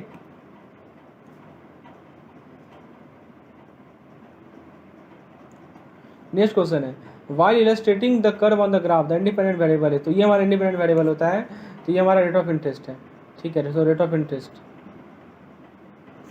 Option है। नेक्स्ट क्वेश्चन है दोस्तों, पिक द करेक्ट स्टेटमेंट, आपके सामने 4 स्टेटमेंट दिए गए हैं। I S curve tell us what is the various rate of interest at different level of income given the investment demand curve and a family of saving curve at different level of income. तो I S curve जो है वो हमें rate of interest बताता है different level of income पे, क्या ये सही है क्या। तो आई एस कर्व आपका इन्वेस्टमेंट सेविंग कर्व है, तो ऑब्वियस सी बात है जब आप आई एस कर्व को ड्रॉ करते हो तो रेट ऑफ इंटरेस्ट को आप दिखाते हो कहाँ पे, रेट ऑफ इंटरेस्ट को दिखाते हो वाई एक्सेस पे, और एक्स एक्सेस पे आप क्या दिखाते हो, एक्स एक्सेस पे आप दिखाते हो दोस्तों, एक्स एक्सिस पे आप सेविंग इन्वेस्टमेंट को दिखाते हो ना, सेविंग और इन्वेस्टमेंट को, और सेविंग इन्वेस्टमेंट में ऐसा एक कर्व बनता है, एक कर्व ऐसा बनता है, याद होगा, ठीक है। ये हमारा इन्वेस्टमेंट का कर्व है, ये हमारा सेविंग का कर्व है। अब दोस्तों अब आप यदि आई एस कर्व यहाँ के ड्रॉ करो तो रेट ऑफ इंटरेस्ट को आप वाई पे लोगे और इनकम को आप एक्स पे लोगे, ठीक है। तो at what is the various rate of interest different level of income, ये तो सही है, गिवन द इन्वेस्टमेंट, बिल्कुल सही बात है, बिल्कुल सही बात, option A is the correct one. Next है LM curve is obtain from the family of liquidity, ये भी सही है कि एलएम कर्व जो है एलपीटी से आता है, किन्सियन थ्योरी से आता है, ये भी सही है, ये तो option B is also right. I S curve कहाँ से आता है, आई एस कर्व आता है आपका classical theory of rate of interest से, और एलएम कर्व आता है दोस्तों आपका किन्सियन थ्योरी, तो ये भी सही है। सी कर रहा है कि LM curve depict the various combination of interest and income level at which money market is in equilibrium, ये भी सही है। So option D all are correct. ठीक है, चलिए आगे देखते हैं। Next question, which curve tell us what will the various rate of interest at different level of income given the investment demand curve family saving curve. तो ये IS curve होगा। जब भी देखिए आपको investment demand curve and family of saving curve at different level of income, तो IS curve बताता है हमारा rate of interest different level में क्या होगा। Option B is the correct one. ठीक है, नेक्स्ट क्वेश्चन। अब देखिए एक केस स्टडी है, इस केस स्टडी को बनाइए अच्छे से। देखिए यहाँ पे रेट ऑफ इंटरेस्ट को दिखाया है हमने वाई एक्सेस पे और क्वांटिटी ऑफ मनी को दिखाया है हमें एक्स एक्सेस पे। आप देख के बताइए ये कौन सा थ्योरी का ये क्वेश्चन है। तो देखने से साफ लग रहा है कि ये हमारा किन्स थ्योरी है। ठीक है, एलपीटी लिक्विडिटी प्रेफरेंस थ्योरी है, जिसपे एमएस है हमारा मनी सप्लाई और एमडी है हमारा, ये हमारा मनी डिमांड का कर्व है। ठीक है, पहला question, the quantity of money supply in the above diagram has been assumed to be. तो मनी सप्लाई देखिए, चाहे आप पहला केस दो केस लो, मनी सप्लाई को कांस्टेंट रखा गया है ना, so option C the correct one. ठीक है, मनी सप्लाई क्या हमारा कांस्टेंट है। नेक्स्ट क्वेश्चन है, द एबव डायग्राम और curve relate to increase in money supply. अब देखिए पहला ऑप्शन है इंक्रीज इन मनी सप्लाई, दूसरा इसको माइनस कर दीजिए, ये गलती से लिखा गया है, ये कुछ नहीं है, ये कुछ नहीं। ठीक है, तो एबव डायग्राम में क्या हो रहा है, मनी सप्लाई बढ़ रहा है, मनी सप्लाई घट रहा है, ये तो होगा ही नहीं क्योंकि मनी सप्लाई कांस्टेंट है। Shift in liquidity preference, decrease in liquidity preference. अब बताइए दोस्तों हो क्या रहा है, यहाँ पे लिक्विडिटी प्रेफरेंस जो है पहले था हमारा LP1, अब हो गया LP2, तो डिक्रीज तो हो नहीं रहा है, शिफ्ट हो रहा है। ठीक है, अब इंक्रीमेंट हो रहा है। ठीक है, तो शिफ्ट करेक्ट आंसर होगा सी। चलिए डिक्रीज नहीं इंक्रीज हो रहा है, आगे देखते हैं। In the above diagram the money supply remain oven, बिल्कुल सही बात है। When the demand for money increases from LP1 to LP2। अब इंटरेस्ट रेट क्या हुआ, बढ़ेगा घटेगा कांस्टेंट रहेगा या इनएडिक्वेट इन्फॉर्मेशन है। तो आप इस केस में बताओ इंटरेस्ट रेट पे क्या इफेक्ट पड़ रहा है बताइए। देखिए पहले इंटरेस्ट रेट जो था वो ई के कॉरस्पॉन्डिंग इंटरेस्ट रेट आर था, अब एफ हो गया नया कर, तो एफ के कॉरस्पॉन्डिंग इंटरेस्ट रेट हो गया R1, तो आर से R1 बढ़ गया ना, तो इंटरेस्ट रेट हमारा बढ़ेगा। ठीक है, इंटरेस्ट रेट विल इंक्रीज। ठीक है, सो ये will the correct one. Next question है, बढ़िया क्वेश्चन है, इसे पढ़िए। An increase in real interest rate. अब देख सकते हैं कि मैं जो भी क्वेश्चन आपसे करवा रहा हूँ सब में एक कंसेप्ट इन्वॉल्व है। आप ग्राफ को किस तरह समझ पा रहे हैं, किस तरह एनालिसिस कर पा रहे हैं, वो इंपॉर्टेंट है। An increase in real interest rate, आपको इस सेशन के बाद ऐसा कोई क्वेश्चन नहीं मिलेगा जिसको आप कॉन्फिडेंटली अटेम्प्ट कर, सभी क्वेश्चन को आप कॉन्फिडेंटली अटेम्प्ट करेंगे। यदि रियल इंटरेस्ट रेट बढ़ रहा है तो इस कारण से क्या होगा, it leads to movement upward and to the right along the LM curve and upward to the left along the IS curve. ठीक है, will cause the LM curve to shift to the right and IS curve to shift to the left, will lead to the movement in upward and other. अब देखिए पहला है कि LM curve के कारण क्या इफेक्ट पड़ेगा यदि हमारा इंटरेस्ट रेट बढ़ता है तो। अब देखो दोस्तों, देखिए पहला इसका करेक्ट आंसर ऑप्शन नंबर 1। क्यों, क्योंकि जो एलएम कर्व होता है वो पॉजिटिवली स्लोप होता है ना। अब देखिए एलएम कर्व जब आप ड्रॉ करते हो दोस्तों, ठीक है, तो यहाँ पे आप रेट ऑफ इंटरेस्ट को दिखाते हो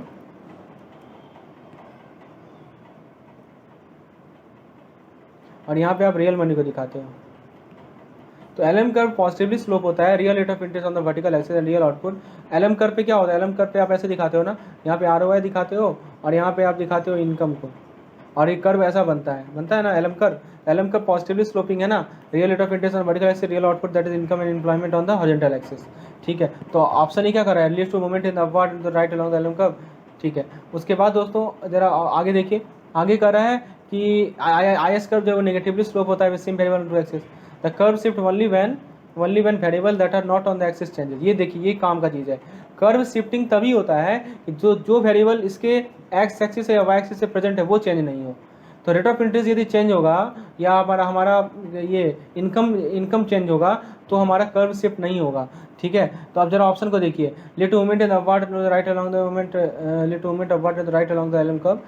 तो यहाँ पे इंटरेस्ट रेट चेंज हो रहा है ना, तो इंटरेस्ट रेट तो एक एक्सिस पे प्रेजेंट है, तो इंटरेस्ट के कारण कभी शिफ्टिंग नहीं होगा। ठीक है, तो यहाँ जो टर्म है कि शिफ्ट, ये गलत है। ठीक है, लेफ्ट राइट डिपेंडिंग ऑन वेरियल cost, so option 2 is the wrong one. उसके बाद देखिए ऑप्शन 3 जो है वो कंफ्यूज कर रहा है slope of the curve with the condition of equilibrium, तो 3 भी गलत है। ठीक है दोस्तों, तो ये चीज़ को आप यहाँ से क्या सीख मिलता है कि जब भी जो दो वेरिएबल प्रेजेंट है वो यदि चेंज हो, उस कारण से आपसे कोई इफेक्ट पूछा जाए तो याद रखिएगा उस कारण से कभी भी शिफ्टिंग नहीं होगा। शिफ्टिंग किसी तीसरे वेरिएबल के कारण होता है, उसके कारण होता क्या है, तो अपवर्ड या डाउनवर्ड मूवमेंट होता है। ठीक है, ये ध्यान रखना है। चलिए आगे बढ़ते हैं।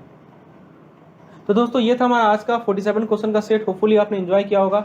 मैंने हर एक तरह के क्वेश्चन आपसे करवाए हैं। तो दोस्तों चैनल, इस वीडियो को लाइक कीजिए, चैनल को सब्सक्राइब कीजिए और दोस्तों मैक्सिमम से मैक्सिमम अपने दोस्तों को जोड़िए जो भी और भी CIV एस्पिरेंट हैं, ताकि वो इस पार्टिकुलर वीडियो का फ़ायदा उठा सकें, अपने कंसेप्ट को क्लियर कर सकें और एग्जाम में अच्छा स्कोर कर सकें। बने रहिए हमारे चैनल के साथ। पिछले वीडियो का लिंक देखिए और दोस्तों टेलीग्राम चैनल को ज्वाइन कर सकते हैं। इसका लिंक मैं आपको डिस्क्रिप्शन में दे रहा हूँ। यदि आपको इस तरह की PDF की रिक्वायरमेंट है MCQs वाले की, तो दोस्तों आप नीचे व्हाट्सएप नंबर मिलेगा डिस्क्रिप्शन में, जहाँ पे आप मुझे कॉन्टैक्ट कर सकते हैं। चलिए आज के लिए इतना ही रखते हैं। धन्यवाद। अगले लेसन में मिलेंगे।